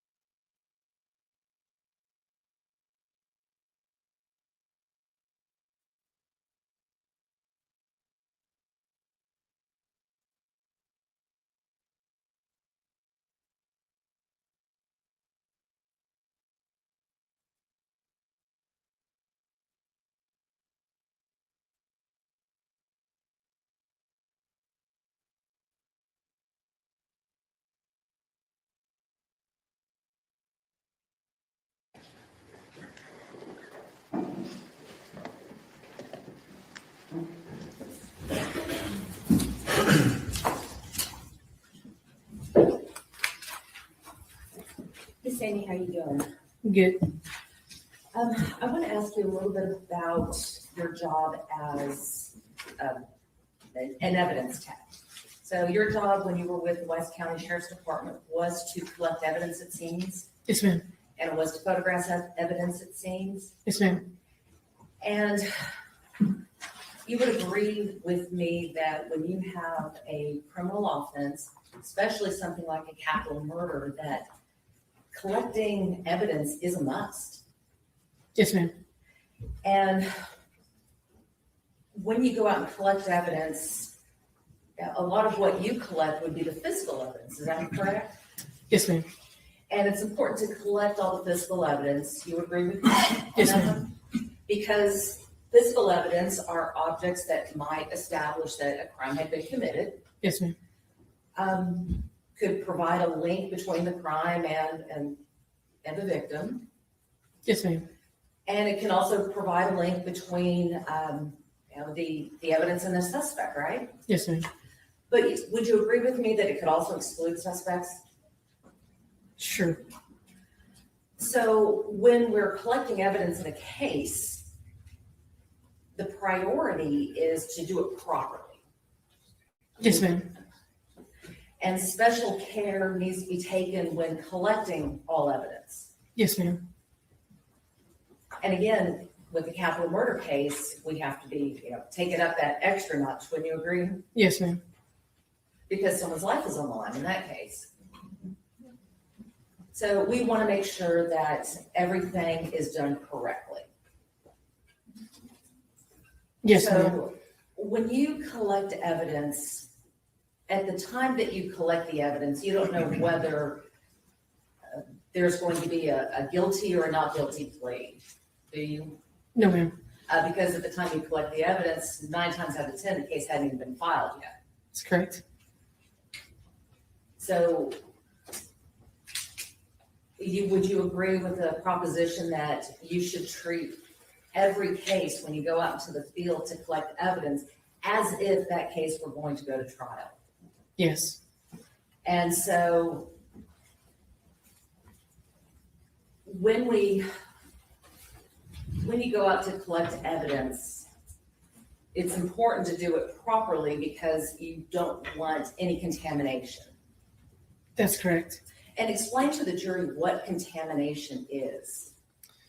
So anytime if I am collecting something from a crime scene, I need to have proper gloves on, you have to dress properly. If I need to wear booties in this crime scene, they go over your shoes, then I have to wear that. Anything that I can bring outside in or inside out. Why is that important? Cross-contamination can ruin evidence. And cross-contamination can happen in a variety of ways. Would you agree with that? Yes. That if you're not wearing proper gloves, that if you were to pick up something and hand it to someone else, your DNA could be on that item. Yes. And so when it gets placed into evidence, not only has that piece of evidence been contaminated, you could have destroyed any other evidence that may have been on there. Yes, ma'am. All right, so when I picked up my glass and talked about leaving my DNA on that glass, is that what we're talking about when we're talking about contact DNA or trace evidence or something like that? Yes.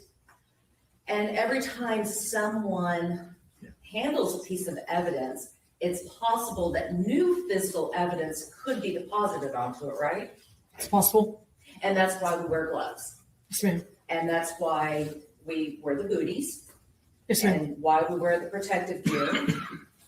And why when collecting evidence or viewing evidence or doing anything like that, it's important to have a clean area to place that evidence on. Yes, ma'am. And when you have that clean area to place evidence on, not only do you want the table clean, but you want to put butcher paper down or some sort of protective barrier there, right? It's possible. Yes, ma'am. And so sometimes that when evidence is being handled, a tech may inadvertently contaminate a piece of evidence. Do you agree with that? It's possible, yes, ma'am. Yeah, and not doing it on purpose, accidents happen. But that's why why it's so important to have that protective gear. Because if you don't have the gloves on, you might have the contamination by touch DNA. Would you agree with that? Yes, ma'am. If you don't have a mask on, you could sneeze, you could drip sweat, you could have any sort of respiratory fluids that come out, may contribute to additional DNA on an item.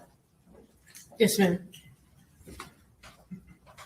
And the tools that you use, each of those tools, proper procedure would tell you that you don't use the same tool twice. Correct. Or you don't use the same tool twice without disinfecting it and cleaning it properly between each use. Yes, ma'am.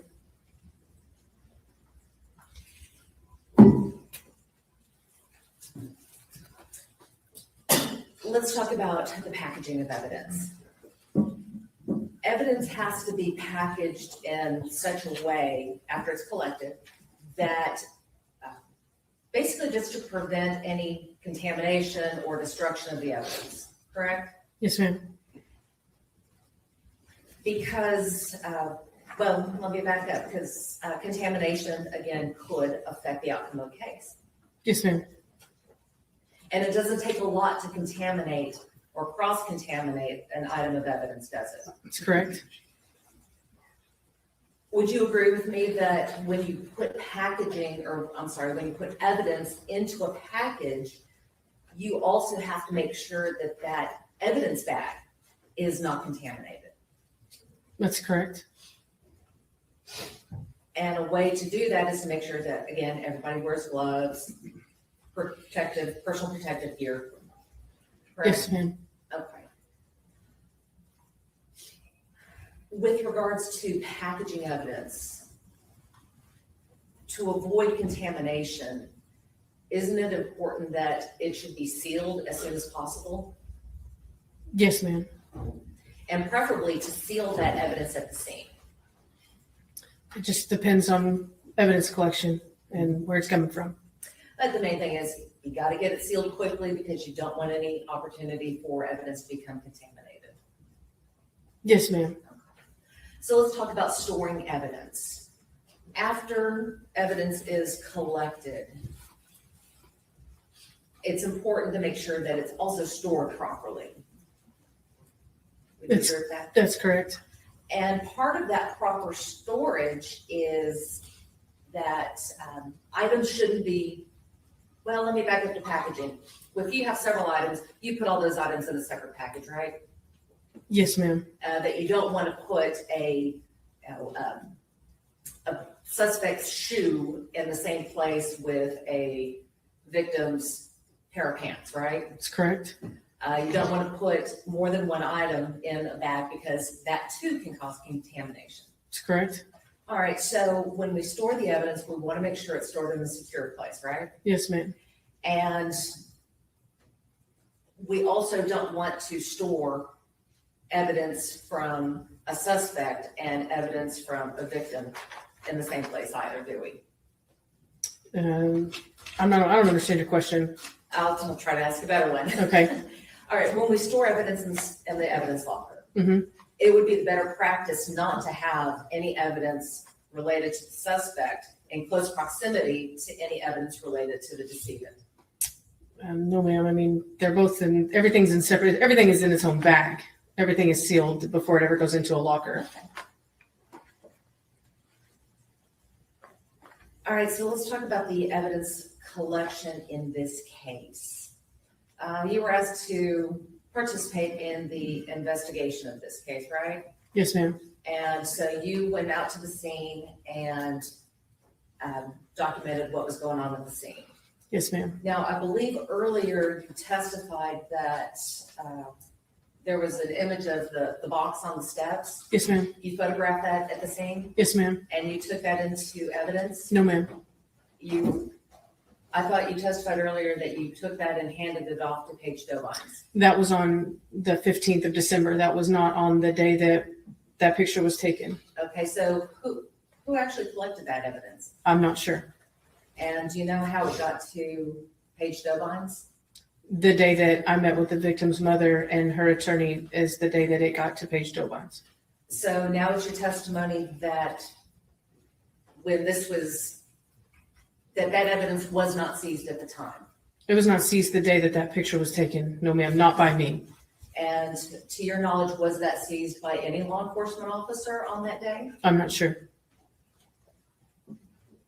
But you do know that you met with the sheriff, or in the sheriff's office with Paige Dobines, Athena's mother, Miss Gandy, and Miss Gandy's attorney, Mr. Varghese, is that correct? That's correct. And it was Mr. Varghese who is the one who provided that package to the sheriff. That's correct.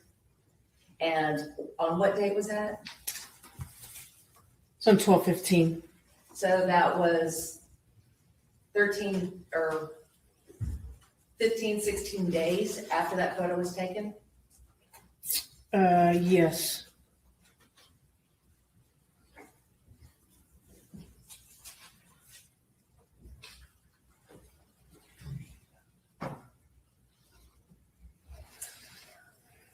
Part of your job in this case was also to serve a warrant on Mr. Horner at the jail. Do you remember that? Yes, ma'am. Your job was to collect his DNA, No, ma'am. or to collect a buccal swab. for No, ma'am. the- That was not me. Okay, so you were present when the buccal swab was No, collected? ma'am. I was not. Who was present when? I can't answer that. I don't know. So, but you did process Mr. Horner, correct? Yes, ma'am. And you took photos of him? On 12/2. Yes, ma'am. During the time that you took photos of him, he didn't try to fight you, did he? No. Didn't resist you in any way? No. Didn't try to commit any act of violence against you? No. He was cooperative. Yes, ma'am. Again, didn't cuss or yell at you. No, ma'am. He just did everything that he asked, or that you asked him to do, correct? There was some resistance, but yes, ma'am. In the end, it was okay. Yes, ma'am. But at the end of the day, he respected your authority as a person from sheriff's office. Yes, ma'am.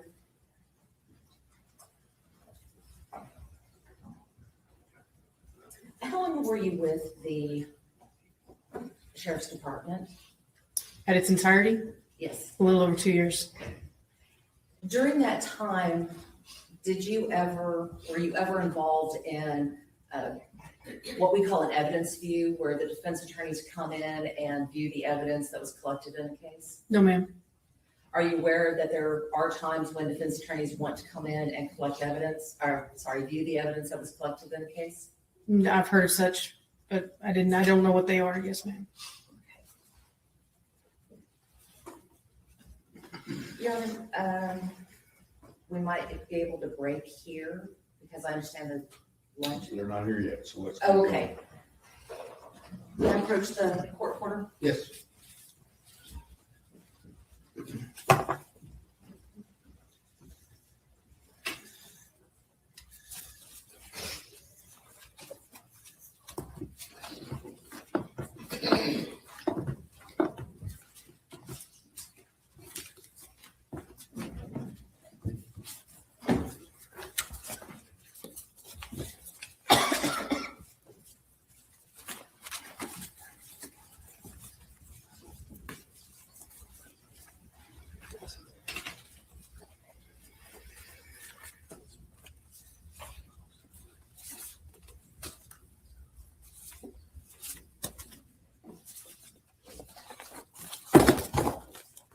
I'm going to hand you what has been marked as, or offered in evidence as State's Exhibits number 120 through 122.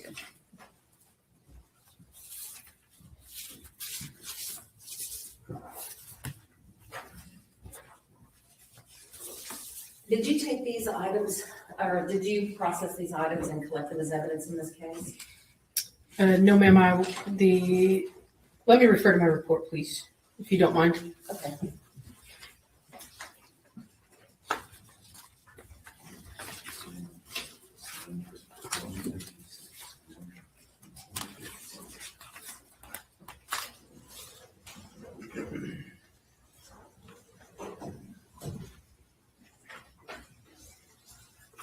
That was collected by the FBI ERT team. All right, so I want to.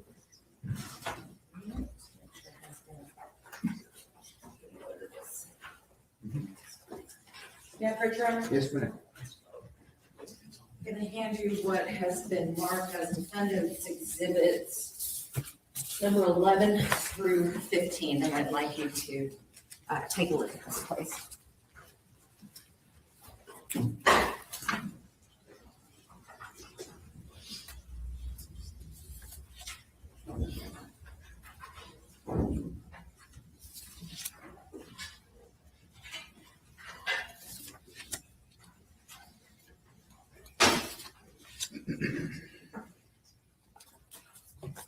Now, on defense exhibit number 11, does your name appear on that as receiving this evidence or having anything to do with the evidence that was included in this? Yes, so this tag states that I received it from the FBI and put it into our RMS system at the sheriff's office. All right, so I'd like you to take a look at defense 12 through 15, and look at states 120 through 122. Okay. I'm not sure what I'm looking at. Do those appear to be the same items? Yes, ma'am. All right, defense offers defense exhibits 11 through 15, and I have given copies to the state too.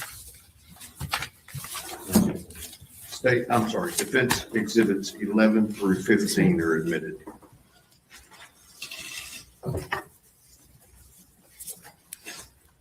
May I publish your own? Yes.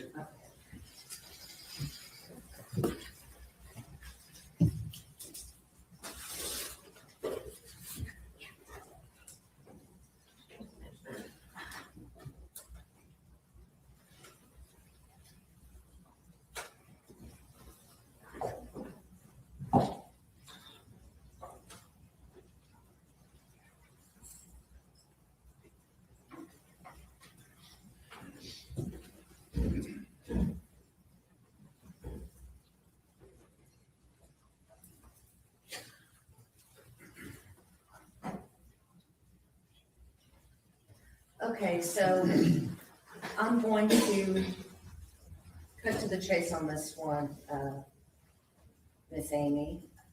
When we are looking at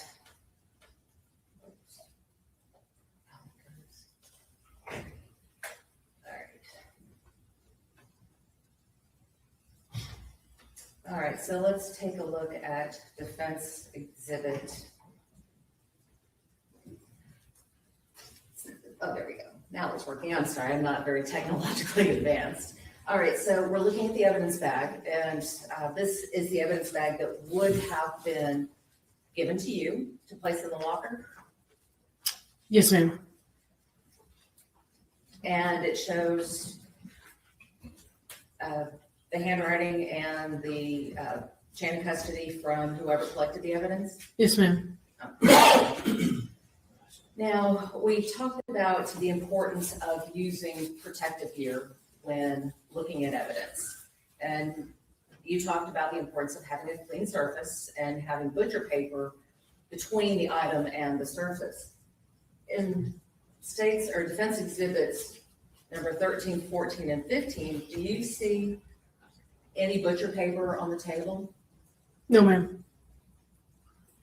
And it's important to have butcher paper on the table because that can reduce the possibility of cross-contamination, correct? Yeah, I can't answer why they didn't put it down. I mean, I wasn't there for that. But I'm saying that it's important to have it there to reduce the chance of cross-contamination. Yes, ma'am.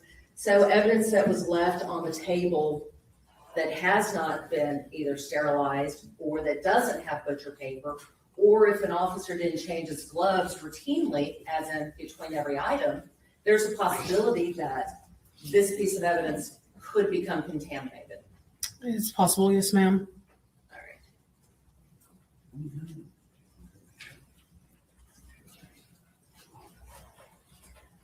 I'm going to hand you what has been marked as defense exhibits 23 23 through 28.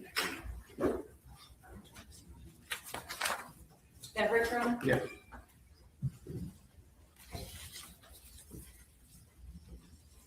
Miss Amy, if you'll look at 23 to 28, I'd like you to.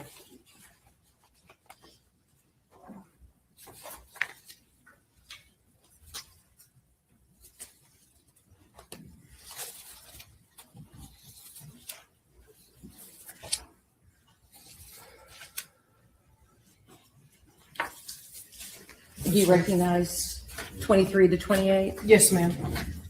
We'll offer defense 23 to 28. You have to see. I have given you copies of all of them that we were. Oh, I'm sorry.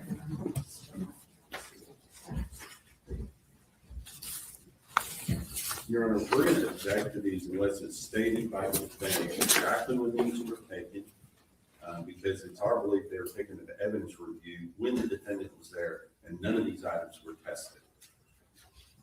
You need to lay the proper predicate. The objections to stay. All right, so when, you know, Judge, I'll hold this off and I'll talk to Mr. Yaro about it. Okay. But I will talk to you about what happened with the paneling, because you were present with the paneling. And may I approach? Yes.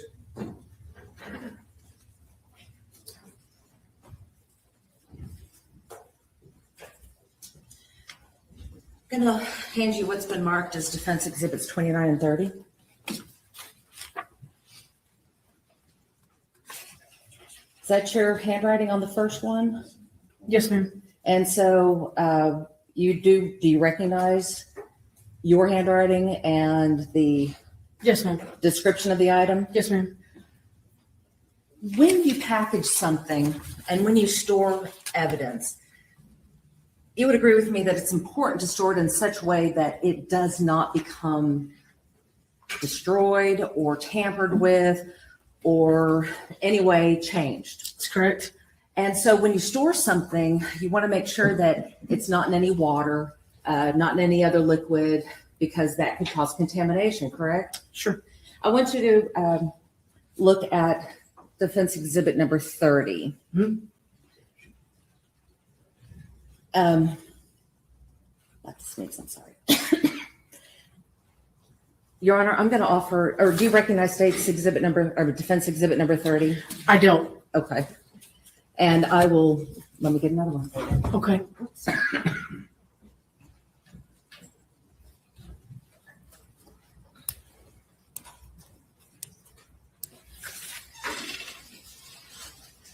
When you processed the van, was it just you or who else was involved? Sergeant Brett Yaro. I'm sorry? Sergeant Brett Yaro. Okay, then I'll hold off on these until Mr. Yaro takes the stand.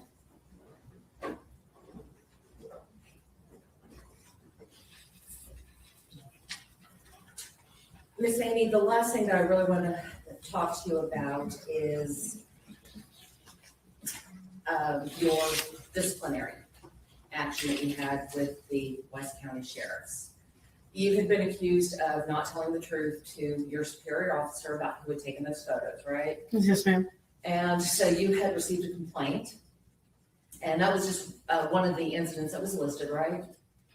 The complaint about the pictures? Yes. That was the only. If we're going to go outside of the court's ruling on this. Well, let me see where we're going. Go ahead.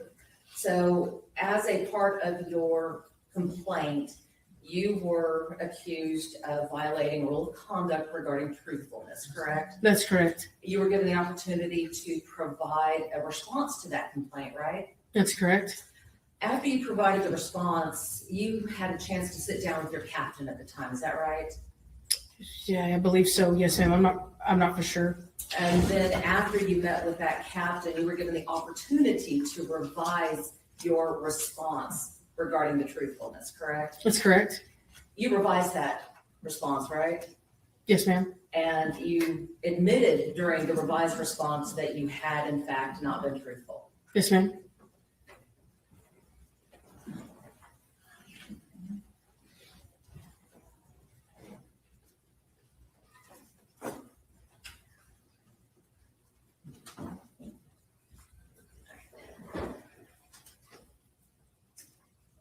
I'm sorry, Sandy, I just want to go back. Were you the one that had processed the arrest van? I assisted the FBI. I did not physically process it. No, Okay. ma'am. Did you take any items from the arrest van into custody? Whatever the FBI ERT team collected, they collected it, and I walked it to our CSI locker. Were you observing the collection of that evidence? Yes, ma'am. So when you were with the arrest van, one of the items that they collected was a backpack, correct? Yes, ma'am. And that was a Dragon Ball Z backpack? Yes, ma'am.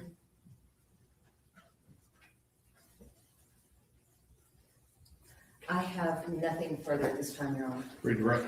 So, a couple of questions.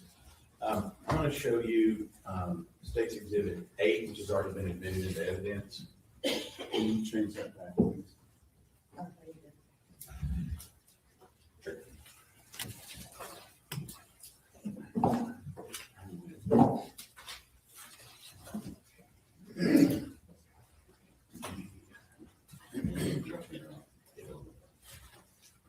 This picture that you took on scene of this box, Deputy Amy, I'm gonna have you read that middle number on the box. What's that middle number on the box right there? The TRK number. What's that number?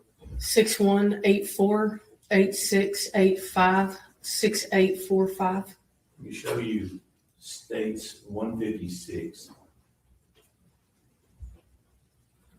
that the same number?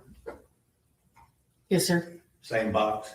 Yes, sir. Same box as you took a picture of, that was provided to you later on by an attorney and Mrs. Gandy, mother of Athena Strand. Yes. That's further on. Ms. Anderson? When you took the photos at the scene, was the box open? At the house? At the house, yes. No, ma'am. And when you took the photo at the sheriff's department after that box had been delivered, when it was received, had it been opened? May I look at these pictures one more time? Yes, ma'am. Nothing further. Mr. State, That's further on. may Ms. Amy be excused subject to any potential recall? Final state, Your Honor. Good with the defense? Yes, Your Honor. Thank you, ma'am. You may step down. Your lunch is here, so we'll start up at 12:45, okay? See you then.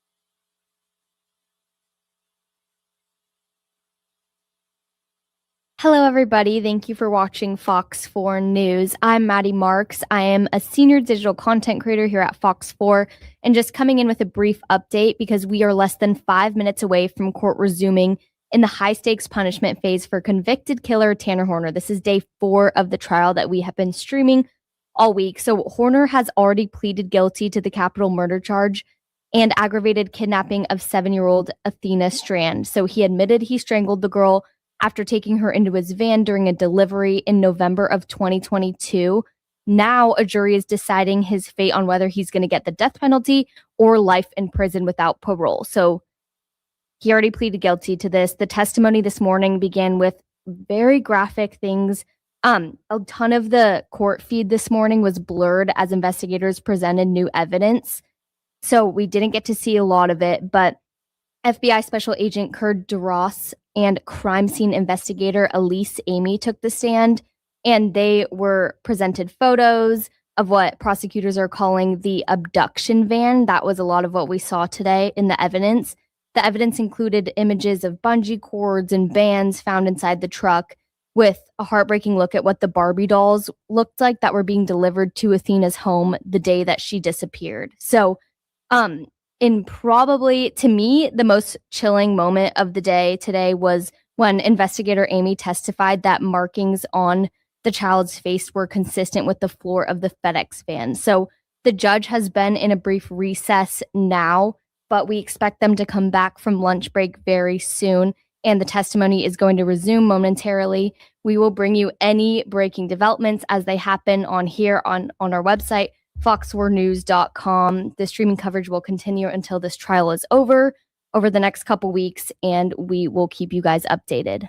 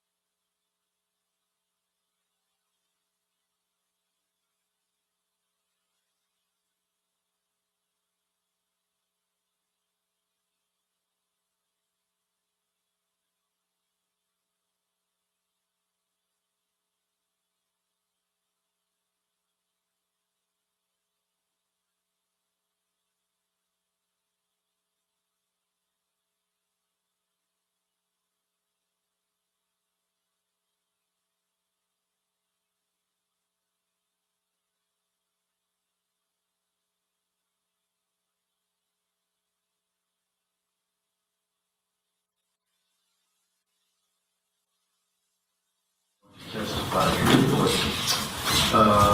witness is this? Mr. Barry? Thank you, Your Honor. Investigator Yaro, will you please introduce yourself to the jury and spell your first and last name for the court? Yes, sir. I'm Sergeant Brett Yaro. It's Bretttyaro. I've been in law enforcement for 16 years at the sheriff's office the whole time. I've been on SWAT, K-9, patrol for the last 8 years, been in crime scene. I'm currently the supervisor and the head over our crime lab there at the county, and also a fingerprint expert in the state of Texas. And how long is your total number of law enforcement years? 16. And before becoming a law enforcement officer, did you work in any other fields? Did I work in a law enforcement related job or? No. Where did you become a law enforcement officer later in life? I had a first career, sir, as a motorcycle racer. Gotcha. And since you've been on the force at Wise County, you described a number of different jobs that you've held, but with it for, I believe you said the last 8 years, what have you been primarily doing? Working in crime scene, sir. And when you say you're working in crime scene, can you kind of describe for the jury what you mean by that? Yeah, so in our county, we have a little bit of a smaller county. So what that means for us is the jobs are more specialized and we do more jobs within that job. So I work on fingerprints for the county. I collect fingerprints, I process fingerprints, I put fingerprints in the computer, do comparisons. Along with the fingerprinting, we do pattern analysis on the fingerprints and other things like that. So we deal with patterns, we deal with friction ridge detail as far as the fingerprints go. Investigator, you're on to slow you down just a little bit, okay? Because the court order's got to take down everything you're saying. So you My bad. just slow down a little bit, but keep going. And then as far as crime scene goes, I have a number of certs from the state, from Texas A&M. So I have a forensic cert, I have a crime scene investigator cert, photography certs, blood pattern analysis. I run our AFIX fingerprint computer, which is attached to AFIS, our state system. I also am the head over our lab, and what that basically means is I do a lot of house cleaning over there. We're constantly keeping the place clean. We're working on all the different types of equipment that we have in there and working with them. So if a scene comes available, which is very broad for us, what that means is I will work anything from a sexual assault to a large scale robbery to suicide and homicide. So we wear a lot of hats under the same umbrella. And since the time you've been in the crime scene work, you and I have done a number of cases together. Would you agree? Yes, sir. Okay. Including a number of homicides. Objection, Your Honor, relevance. Yes, sir. Let's move on. Well, with regard to that, you're familiar with investigating homicide cases, correct? Yes, sir. And as part of that, your training, have you been called upon to take what is known as buccal swabs from potential suspects? Yes, sir. And can you explain to the jury what you mean by that? A collection of a buccal swab is we're basically taking a DNA swab. It's going to be from inside the cheek area of the mouth, 2 swabs normally. They're rotated up and down between the top of the gum and the bottom of the gum line. On the cheek on the outside, the swabs are being rotated. You actually rub vigorously while you're doing that. And then they're contained in a special sealable swab that is aerated so that it won't mold or anything like that once it's put into evidence, and then they're sealed in evidence envelopes. And so let me go back to November 30th of 2022. And then I guess leading up through December 2nd of 2022, were you somewhat incapacitated during that period of time? Yes, sir. And can you explain to the jury what was going on? Yes, I was out with COVID. Okay. And because of that, your trainee essentially was, Objection, Your Honor, that's leading. Let me hear the question. who was working for you in the crime scene investigation unit there at the sheriff's office at that time? Sergeant Amy. And was she, tell us whether or not she was still in training or what where she was in her career with that. So she was working through the FTO process in the crime lab. Okay. And who was her FTO as far as in the crime lab? That would be me, sir. But because you were incapacitated, were you able to do that at that on those particular days? No, sir. Okay. So when was the first day back for you after you were recovering from the COVID? I don't recall the exact date, to be honest with you. Were you there by December 5th of 2022 when the two vans were processed by the FBI? Yes, sir. Okay. So were you able to observe that process as it was taking place? Yes. And with regard to that particular day, were you also called upon to execute a warrant for buccal swabs on a person by the name of Tanner? Yes. And do you see the person that you know to be Tanner Horner here in the courtroom today? Yes, I do. And could you identify him by where he's sitting in the courtroom and describe what he's wearing? Yes, sir. He's sitting at the end of the table there, the defendant table. It's going to be a gray shirt, gray tie, light gray pants, black shoes. And That's the color it looks like to me. I'd ask the record to reflect that the witnesses identify the defendant. Record looks always what? And sometime in the afternoon of December 5th, 2022, did you receive a warrant to take those buccal swabs from the defendant in this case? Yes, sir. And after receiving that warrant, what did you do?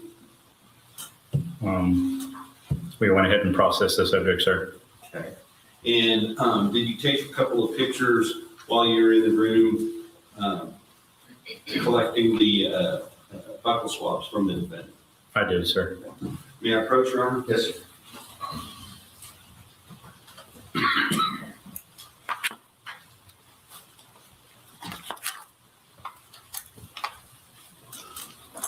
I'm going to show you what's been marked as State's Exhibit number 179, 180, 181, and 182. State's 179, is that a photograph of the warrant that you were operating under? Yes, sir. State's 180, what is that a photograph of? Of Horner, sir. And you're talking about the defendant? Tanner Horner, yes. And was that on this date at the time you were taking the swabs? Yes. Okay. And then State's Exhibit number 181, what is that a photograph of? It's a photograph of my property sheet that I filled out, and it's 4 envelopes containing all of the buccal swabs that it contained. And then State's 182, is that the actual report? Objection, Your Honor, leading. Don't leave your witness. Go ahead and tell me what that is, please. This is my property report sheet, sir. And does that document when those swabs were taken and that you were the one that took them into property? Yes. All right. Thank you. Is all of the information contained on State's Exhibit 182, is that true and correct and placed there by you? Yes. I will offer in evidence States 179, 180, 181, and 182.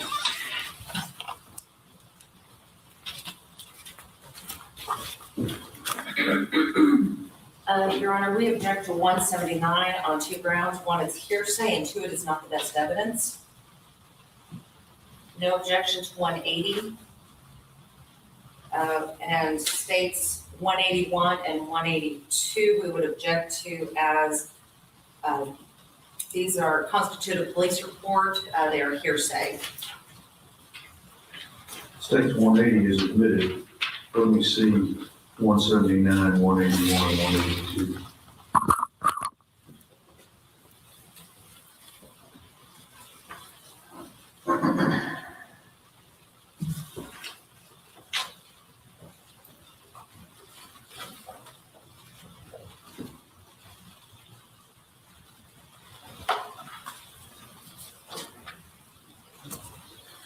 I'm going to admit 179, 181, and 182 for purposes of the record. Yes, sir. Once those buccal swabs were taken, were you, what did you do with those swabs? They were placed into evidence, sir. Now, did you also document some of the evidence that was taken? First, did you document some of the evidence that was taken on the searches of the vans on December the 5th? Specifically the van that what we call the arrest vehicle with Texas license plate GCP 0468. Yes, sir. And may I approach, Your Honor? Yes, sir.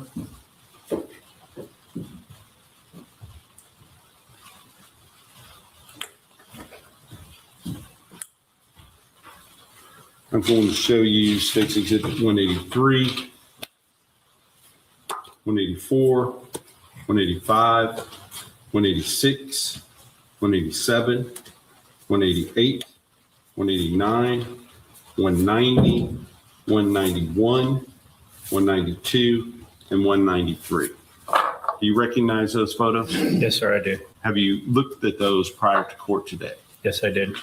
And are those all of the pictures that were taken at that time or just a portion of them? It's just a portion, sir. Okay.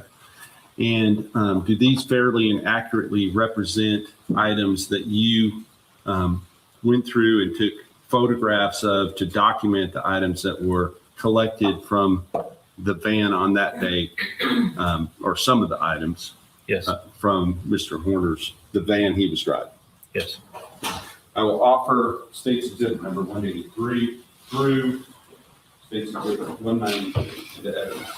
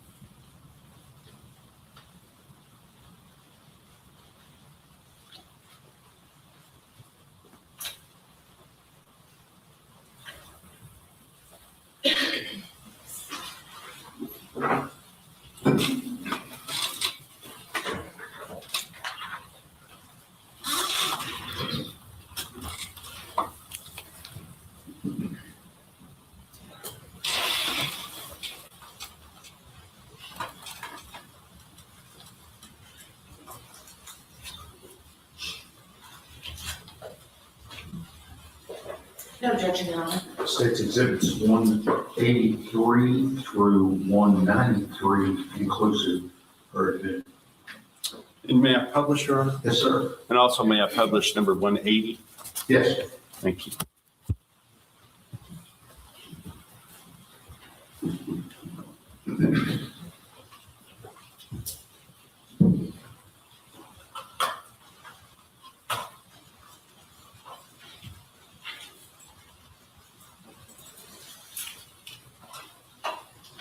Stage 180, this was from the day that when was this taken again?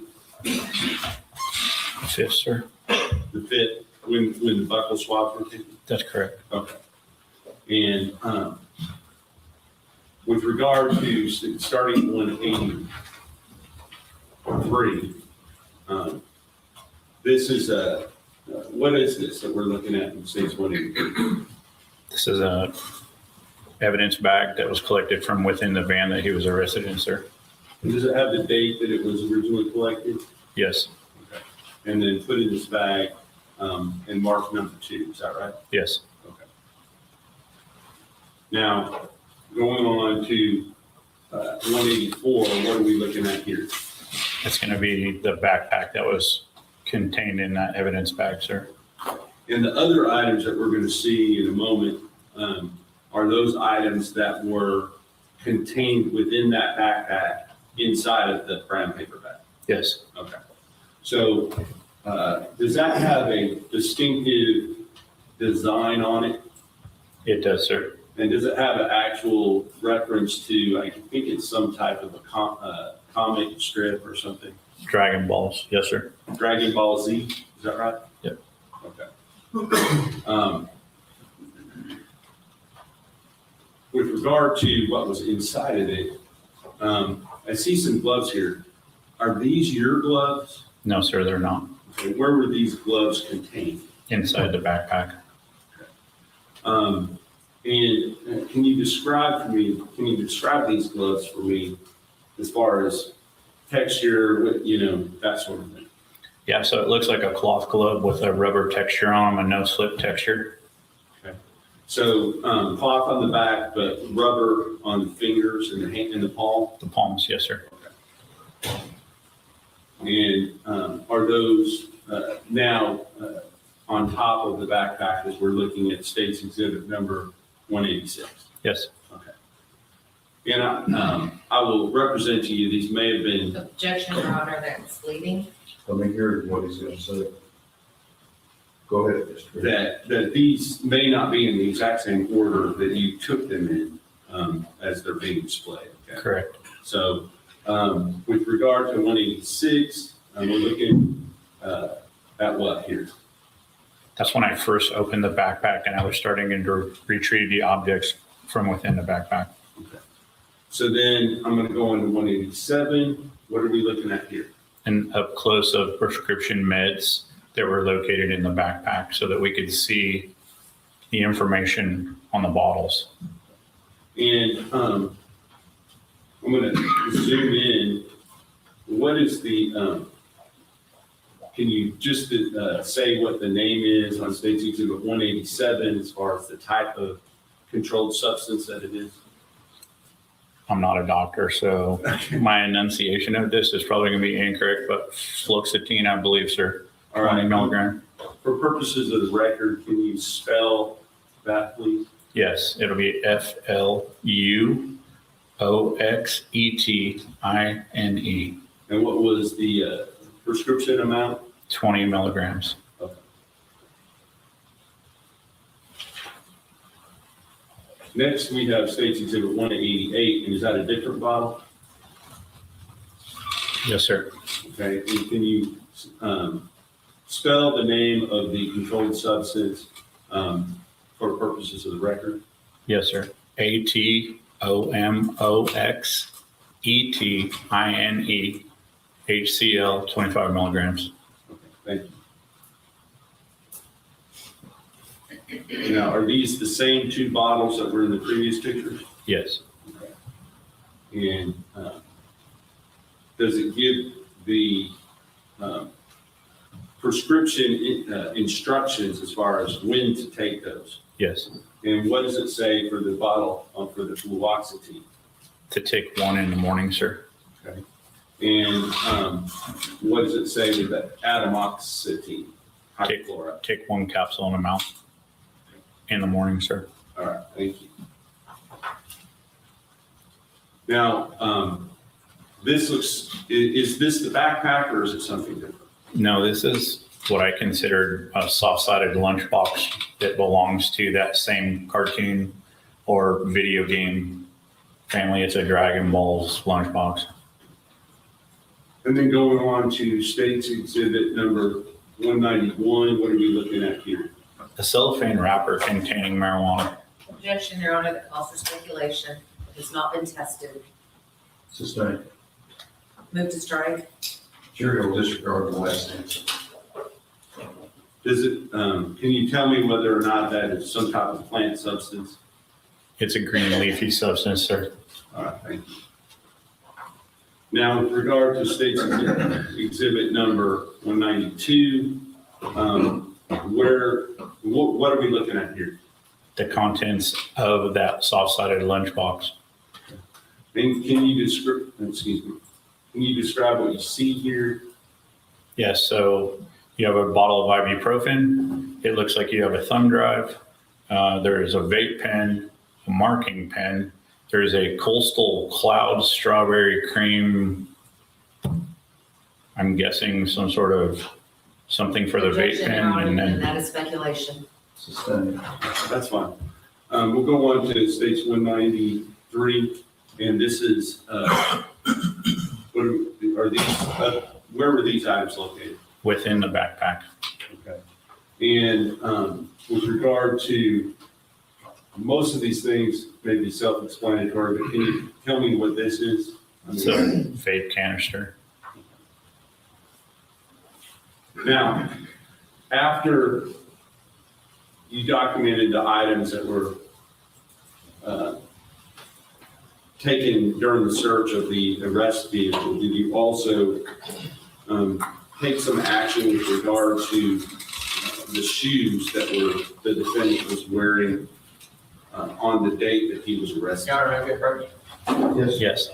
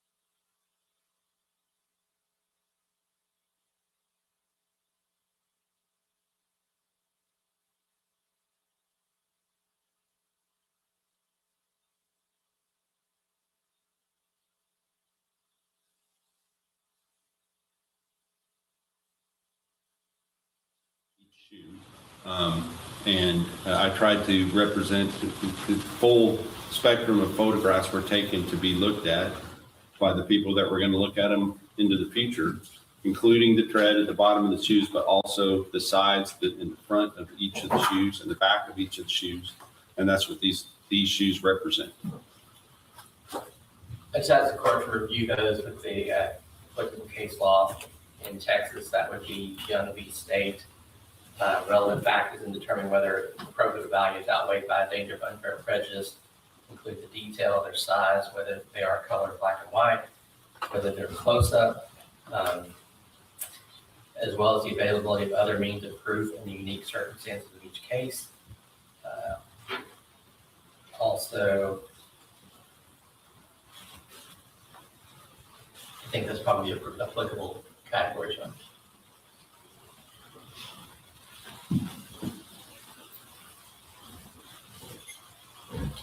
Okay, I've reviewed states 194 through 206. I will overrule your objections. You may have a running objection.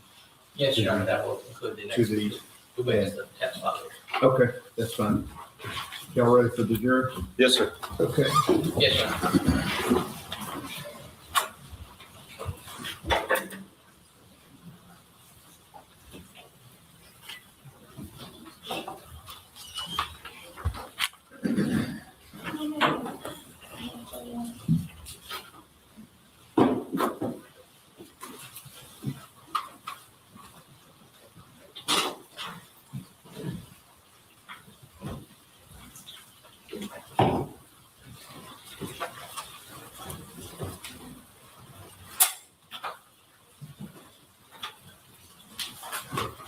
Everyone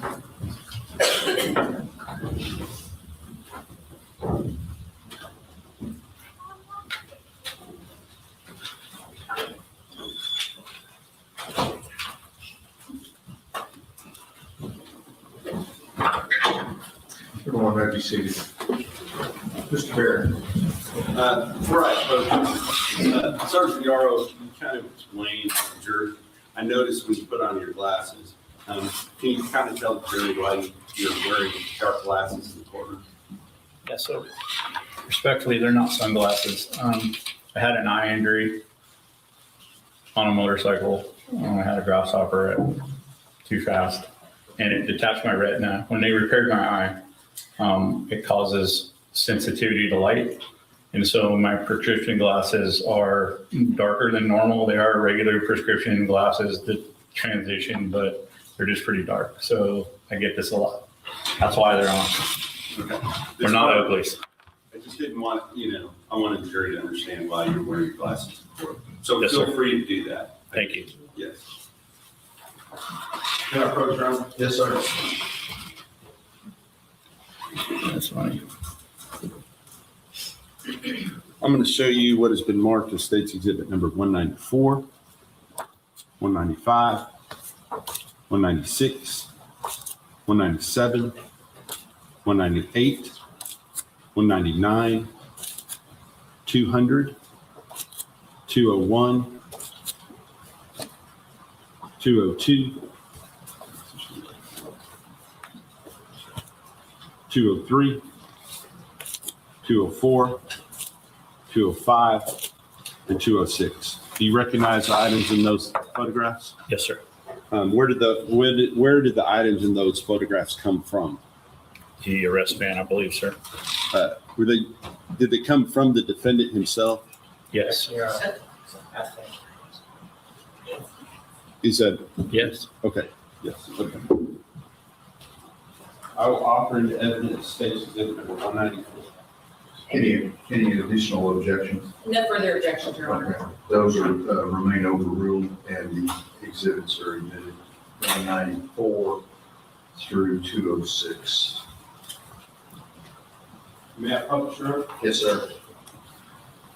And members of the jury, I'm trying to find out why this is so loud. So if you can't hear, let me know, okay?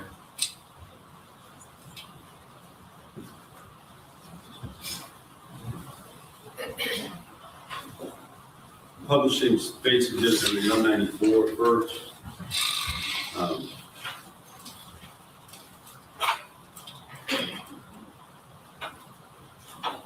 What are we looking at here? Pair of black tennis shoes covered in mud. Okay.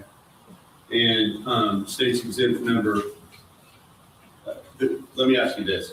The first several photographs that are taken here, are those like close-up detail photographs or something different? No, sir. These are overall photographs to show the condition of the shoes when I received them. Okay, so State's Exhibit number 194, 195, I apologize. 196, 197, 198, 199, 200, 201. Looking here, beginning at 201, are these a little bit closer up? Yes, these are mid-range. Okay. And as we look at those, do you see, you talked about them being muddy, but what else do you see here that might be of evidentiary value? How far up the mud goes on the shoes, sir. Okay, so that's one thing. What about the different materials used on the shoes themselves? Objection, Your Honor. Go ahead. Yes, sir. Let's go on to the next one, which is 202, I believe. And then I'm going to ask you if you notice anything on 202 other than mud. Yes. Describe what you're looking at. The texture on the material, sir. Okay. But in addition to this gray, lighter colored mud. Do you see some type of a substance there on that shoe? Your Yes. objection leading, Overruled. It's a possibility that it's blood, sir. And you see some paper down underneath that. What's the purpose of the paper that you have there? It's a sterile area to work on while I'm putting the shoe down and doing the photographs. All righty. And then now we're going to look at the State's Exhibit number 203. What are we looking at here? The texture on the bottom of the shoes and how much mud the shoes are actually holding.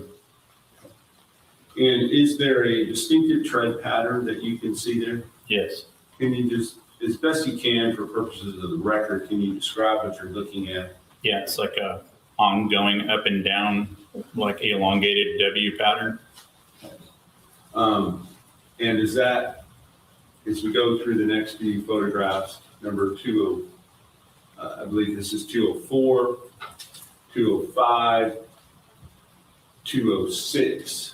Do those appear to have that same sort of tread pattern all the way from the toes down to the back of the shoe? Yes, sir. And going back to where we can see both shoes, although there's mud on top at this point, do both shoes have that same distinctive tread pattern? Yes, sir. Were you asked to take these specific photographs? Yes. And what was the purpose of that, in your understanding? We were looking for different patterns to match the pattern on the victim's face. objection, Your Honor, that's hearsay. Overruled. You can answer. You can say that again. We were looking for a pattern to match the pattern on the little girl's face. So once you had taken the photographs of the shoes, were you asked to go somewhere else and determine whether there are other patterns that you might be able to locate? Yes. And where was that? I was looking for the patterns that would be encompassed inside the van. All right. May I approach your?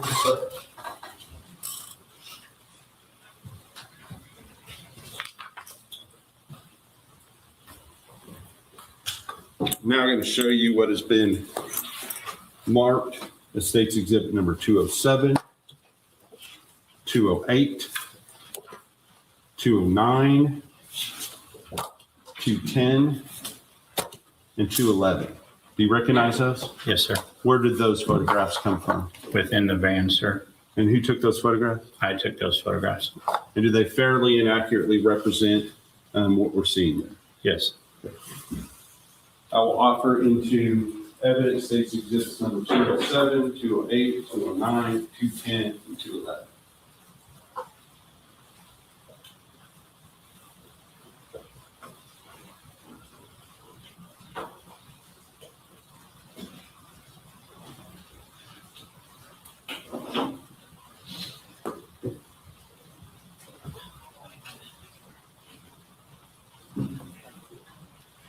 No further objections, Your Honor. Right, those are overruled. The previous objections are overruled, and State's Exhibits 207 through 211 are admitted. May I publish those, Your Honor? Yes, sir.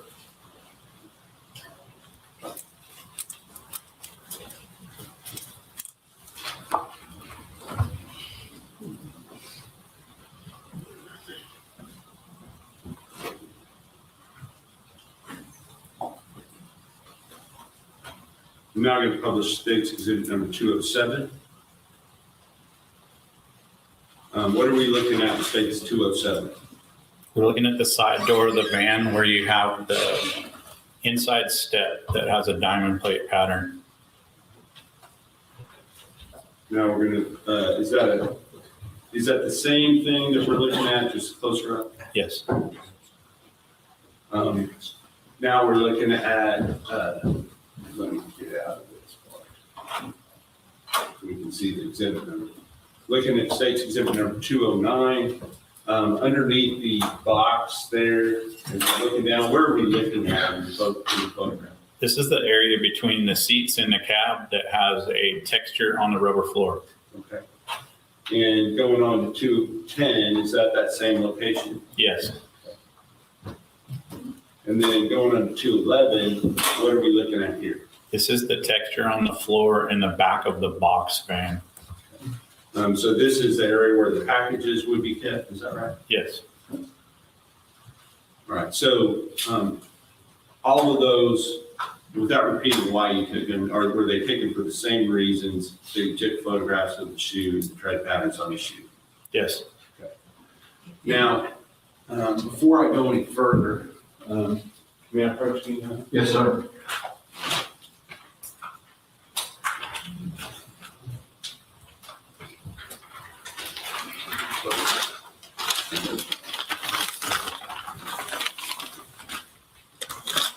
I'm going to show you two exhibits. First, I'm going to show you State's Exhibit number 230. Do you recognize State's Exhibit 230? Yes, sir. Okay, and what is State's Exhibit 230? These are going to be my buckle swabs from the suspect, sir.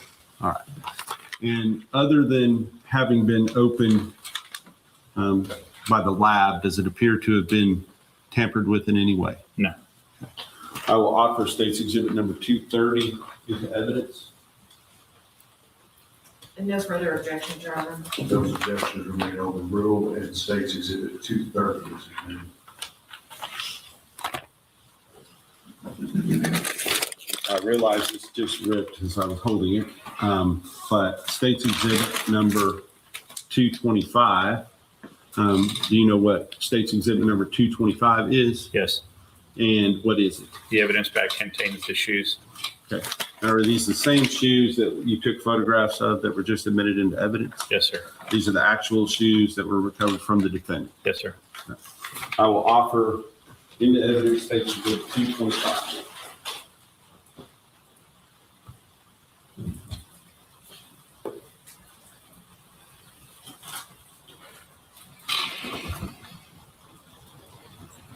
Your Honor, I would object as the proper chain of custody has not been established for this exhibit. Response? Wait, not admissibility, Your Honor. All right, your objection is overruled. States that's 225 Yes, sir. is admitted.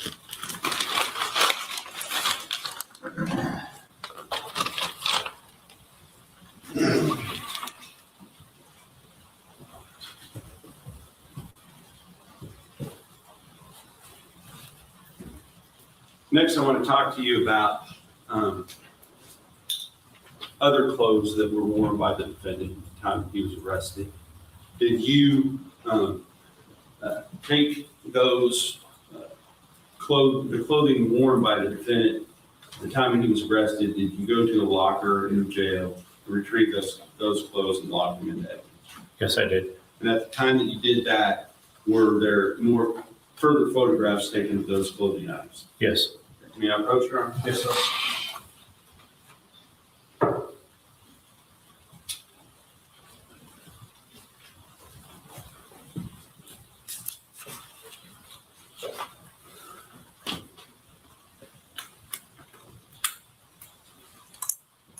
Give me a collection here. I'm going to show you what has been marked as State's Exhibit number 212, 213, 214, 215, 216, 217, 218, 219, 220, 221, and 222. Do you recognize those items? Yes, sir. And are those photographs? Yes, I took those photographs, sir. Okay. And do those fairly and accurately represent the photographs you took, or at least some of the photographs you took of the defendant's clothing at the time that he was arrested? Yes, sir. I will offer State's Exhibit number 212 or 222 into evidence at this time.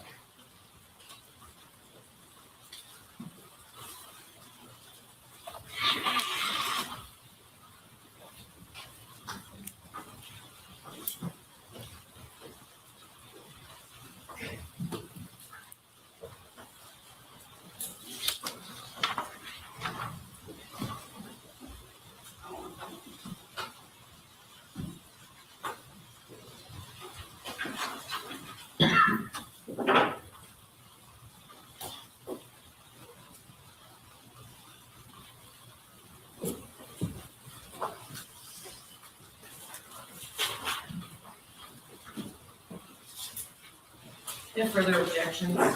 Okay, the previous objections remain overruled and states exhibits 212 through 222 are admitted. May I publish those? Ron? Yes, sir. Thank you.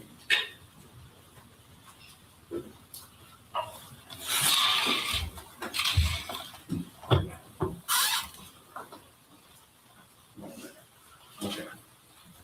Going on to State's Exhibit 212, what are we looking at here? The locker that I retrieved all of his clothing from, sir. And then is this the locker? Yes, sir. All right. What are we looking at in State's Exhibit 214? These are some of the contents of the locker. State's Exhibit 215? We Tanner's ID, sir. Okay. And does it have a name on it? Tanner Horner, sir. Tanner L. Horner? Tanner L. Horner, sir. Yes, sir. And does it also have a photograph? It does, sir. And who does that photograph depict? Tanner L. Horner, sir. Is that the same person that you previously identified as the defendant? Yes, sir, it is.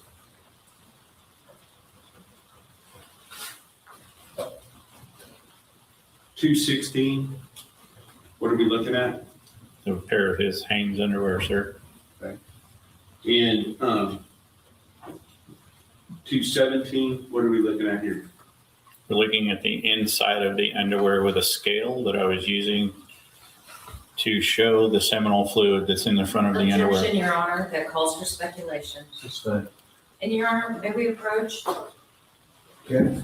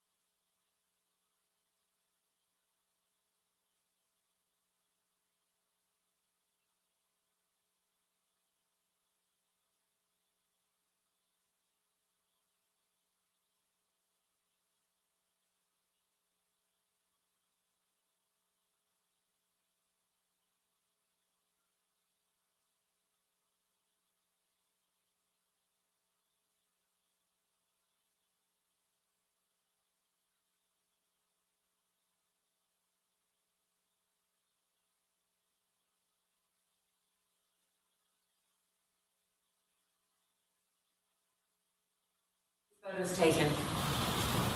What does the date say, ma'am? And you're the one who took the photos. I've worked 200 cases since then. Wait a minute, we're not gonna play this game. If you know the answer, give the answer. If you don't know the answer, say, I don't know it. Yes, We're sir. not gonna go back and forth. I do not know the date, ma'am. It was done after he was arrested, correct? Yes. The items in the photos, hold on, let me make sure I have it correct. In State's Exhibits number 212 through 222, those were all taken at the jail. Yes, ma'am. The incident in this case occurred on November the 30th, 2022. Do you recall that? Okay. And Tanner Horner was not arrested on November 30th of 2022, was he? I don't know, ma'am. I was out then at that time. When he was arrested on December the 2nd, 2022, correct? Okay. So if these photos were taken, you don't know for sure whether or not he was wearing these clothes on the day of the incident, do you?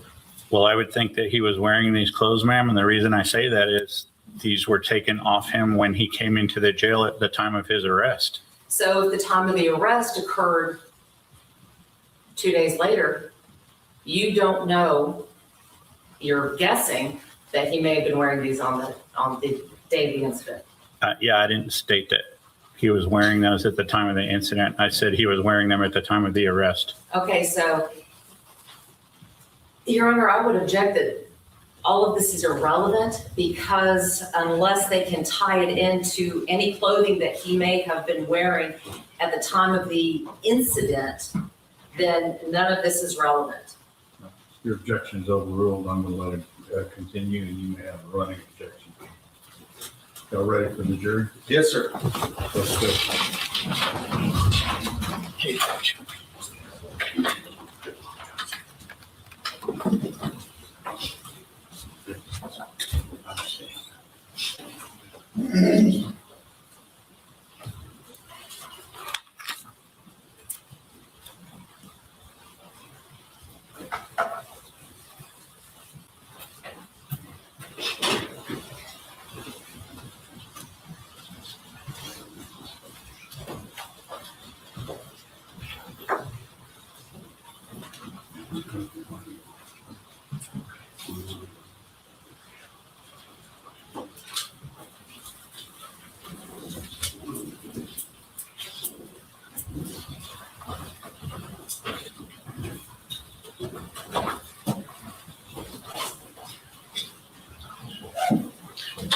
Everyone may be seated.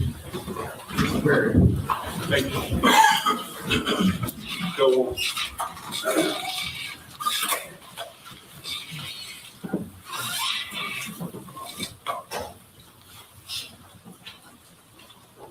Going on to State's Exhibit 219. What are we looking at here? Prepared denim pants, sir.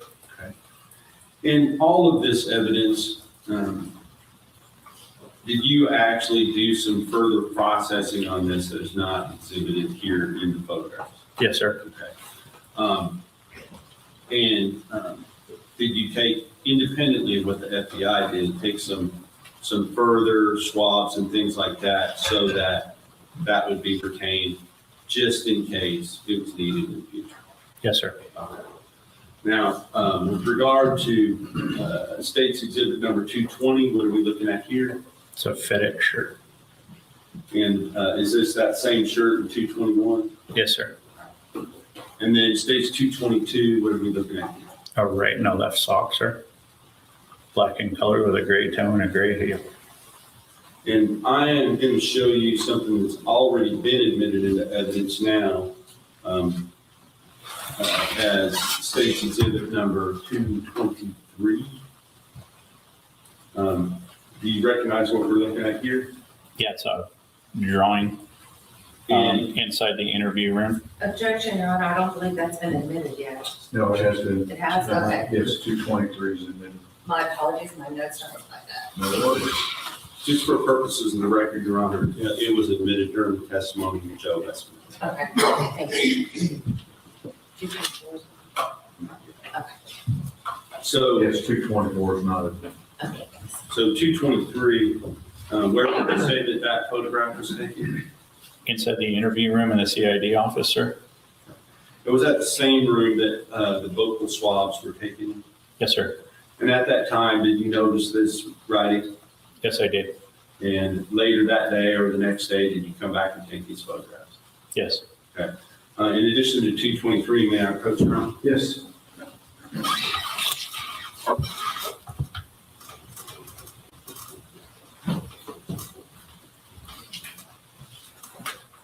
I'm going to show you 224. Do you recognize that? Yes, sir. Is that a photograph of essentially the same thing? Objection, Your Honor. Leading. Please tell us what that is. Sir, this is a map of the explanation of where the victim was located. With regard to this photograph, is it representative of the same thing in 223, but just a closer up, more definitive shot of the picture itself? Yes. I'll offer 224 in the evidence. I'd object that it's cumulative. That objection's overruled. States 224 is admitted. May I publish, Your Honor? Yes, sir.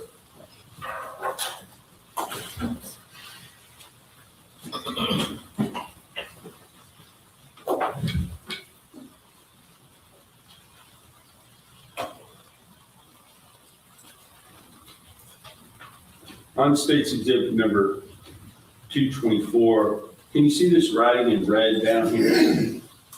Yes, sir. Would you please read that, what's written there? He's going to hurt me, period. Please help. Now, one further thing, may I approach again, Your Honor? Yes, sir.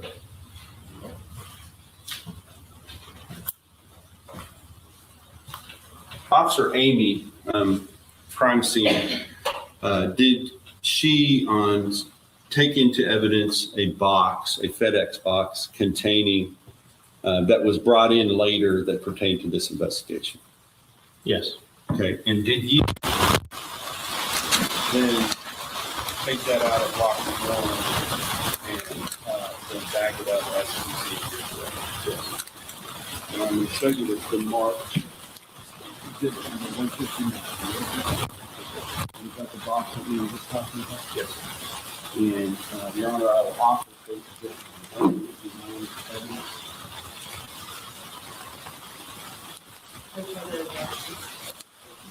Overrule and State's Exhibit 159 is. May I open 159, Your Honor? Yes, sir.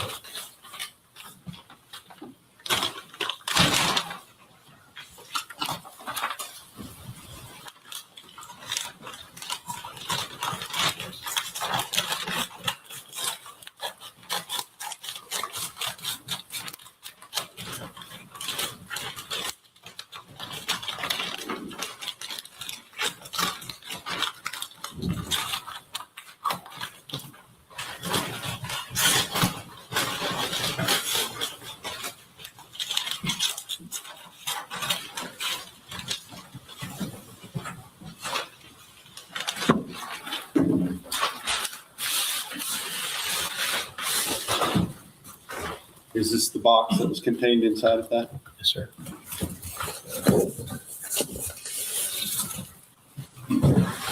Inside of that box, was there another box? Yes, sir. And is this the item that was contained within that box? Yes. Yes.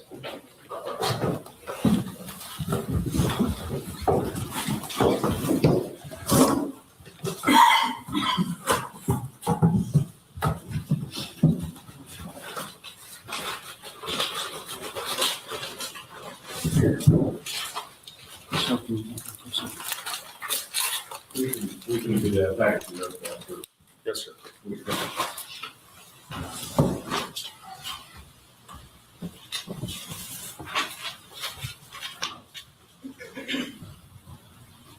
Final thing I want to ask you about, Investigator Yaro, sometime, can I have just a second? I need to look up a specific date on,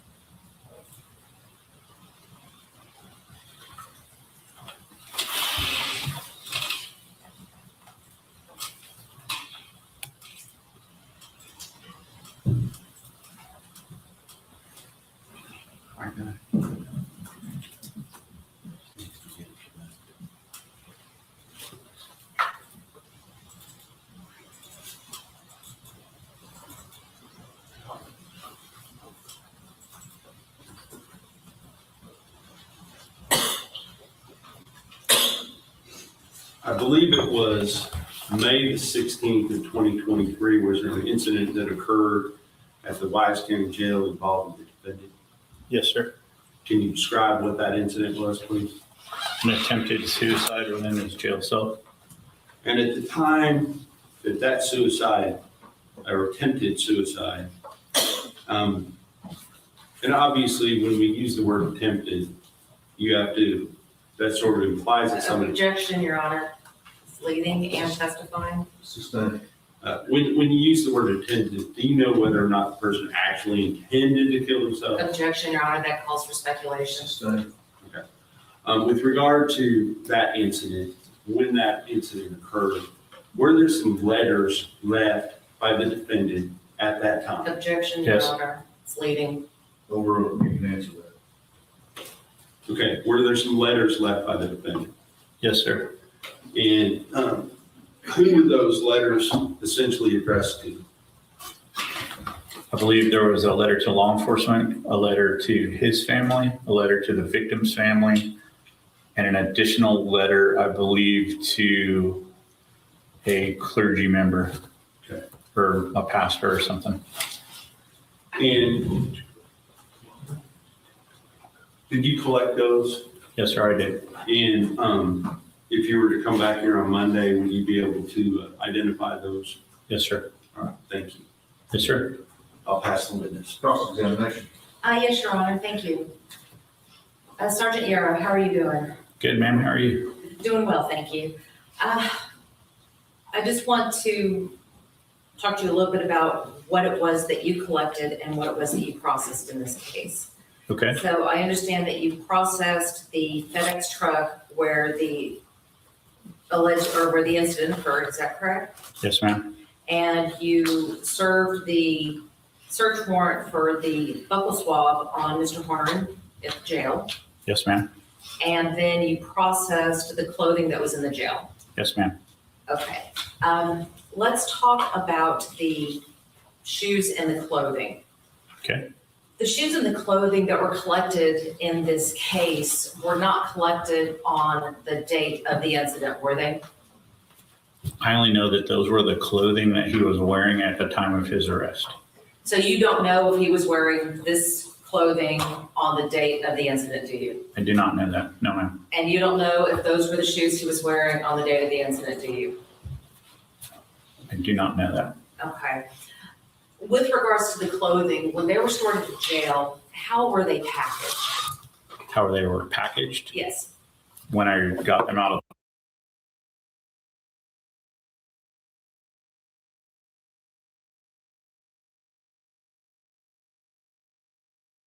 the locker. Yes, when you got them out of the locker, how were his clothing packaged? They were placed in a clean bag like they do every inmate before they put them in the lockers. So were they all stored in the same bag? They were all in the same bag, ma'am, yes. So at that time, his pants, his shirt, his underwear, his jacket, they were all stored in the same white bag. Yes, ma'am. When you took them out, did you store them differently? Yes.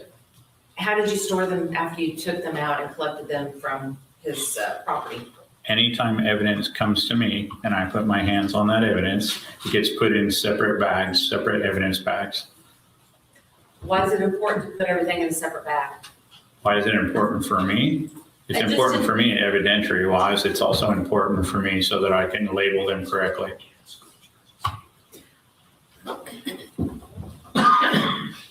Another important reason to put everything in separate bags is to avoid contamination, correct? Yes, ma'am.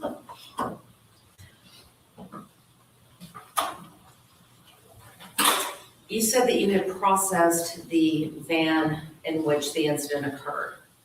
Yes, ma'am. Part of that processing was collecting evidence from it, Yes, ma'am. and part of that process was collecting the floorboards. Yes, ma'am.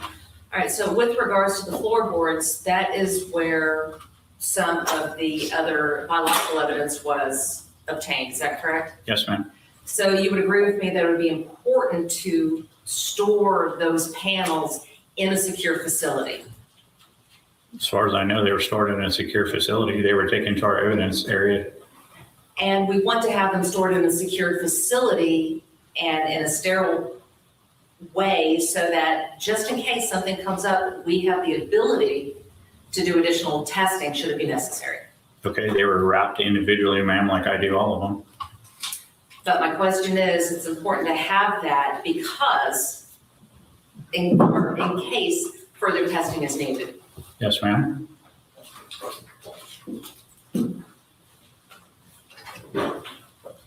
Yeah, Brett, Your Honor? Yes, ma'am. Sergeant Yaro, I'm going to show you what has been marked as defense exhibits number 31 through 34. If you take a look at those for a moment. Yes, ma'am.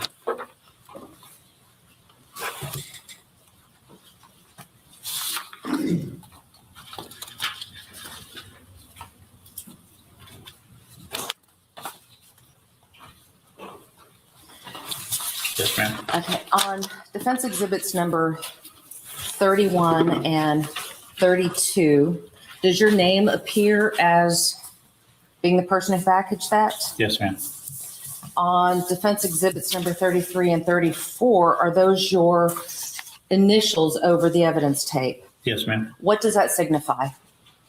I'm the one that wrapped that evidence. I'm the one that secured that evidence. I'm the one that sealed that evidence. Those are my initials to show that that is honestly my piece of evidence.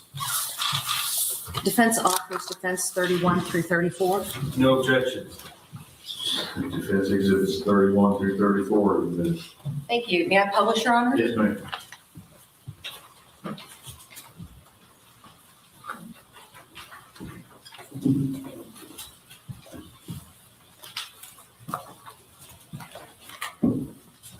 Sergeant Yaro, you would agree with me that there are some stains on the brown paper wrapping that exhibit, would you not? Yes, ma'am. In the photo, it looks like there is. Was the brown paper, I would assume that the brown paper wasn't stained when you put it on, No, ma'am. and that something like that occurred while it was in storage? I guess.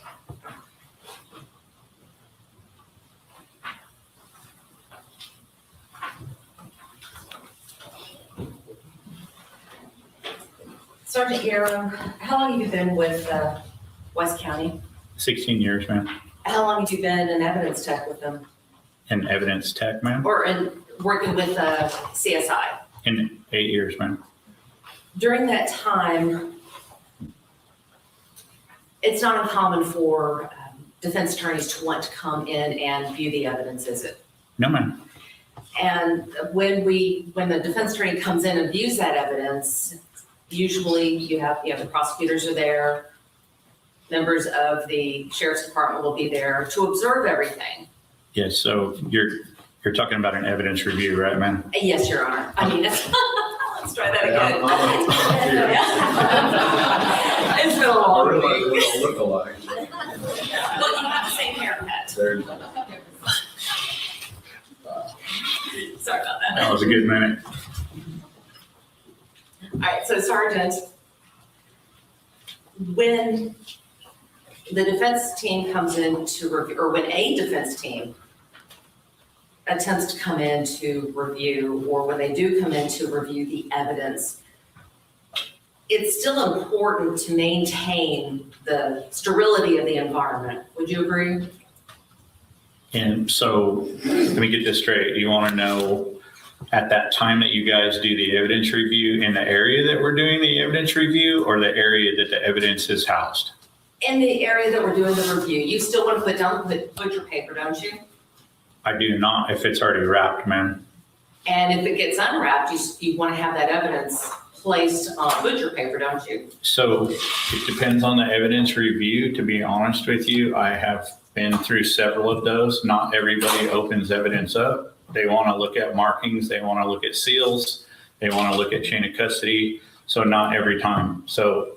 All right, so the best practice, if that evidence is opened, would be to place it on a. We would put paper down, ma'am. The other thing that's important is that the person handling the evidence has gloves on. Yes, ma'am. Because again, that evidence is still in play in the case, isn't it? Yes, ma'am. And it could be that there's other evidence that needs to be tested. Okay. And if you don't follow those procedures, there's a possibility that contamination could occur. Yes, ma'am. You have heard, Your Honor? Yes, ma'am. Sergeant Yaro, I'm going to let you look at what has been previously marked as defendant's exhibits 23 through 28.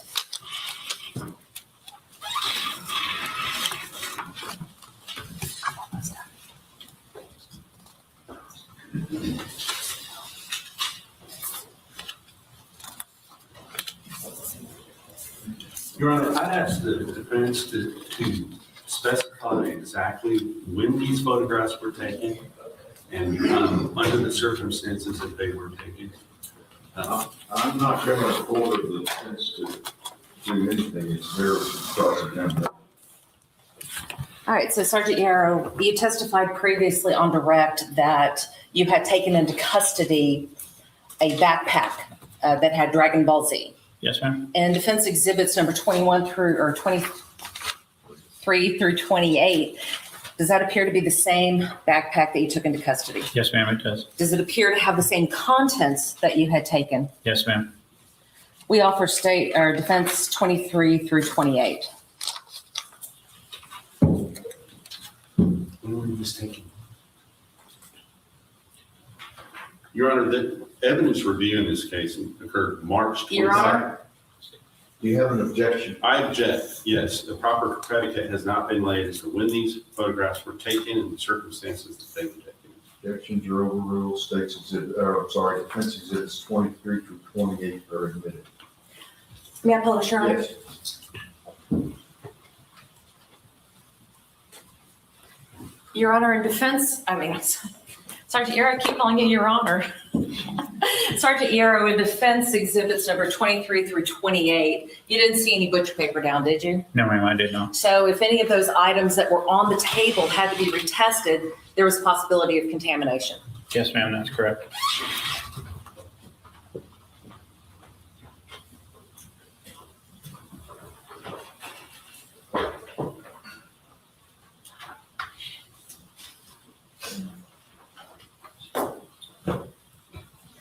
May I have one moment, Your Honor? Yes, ma'am.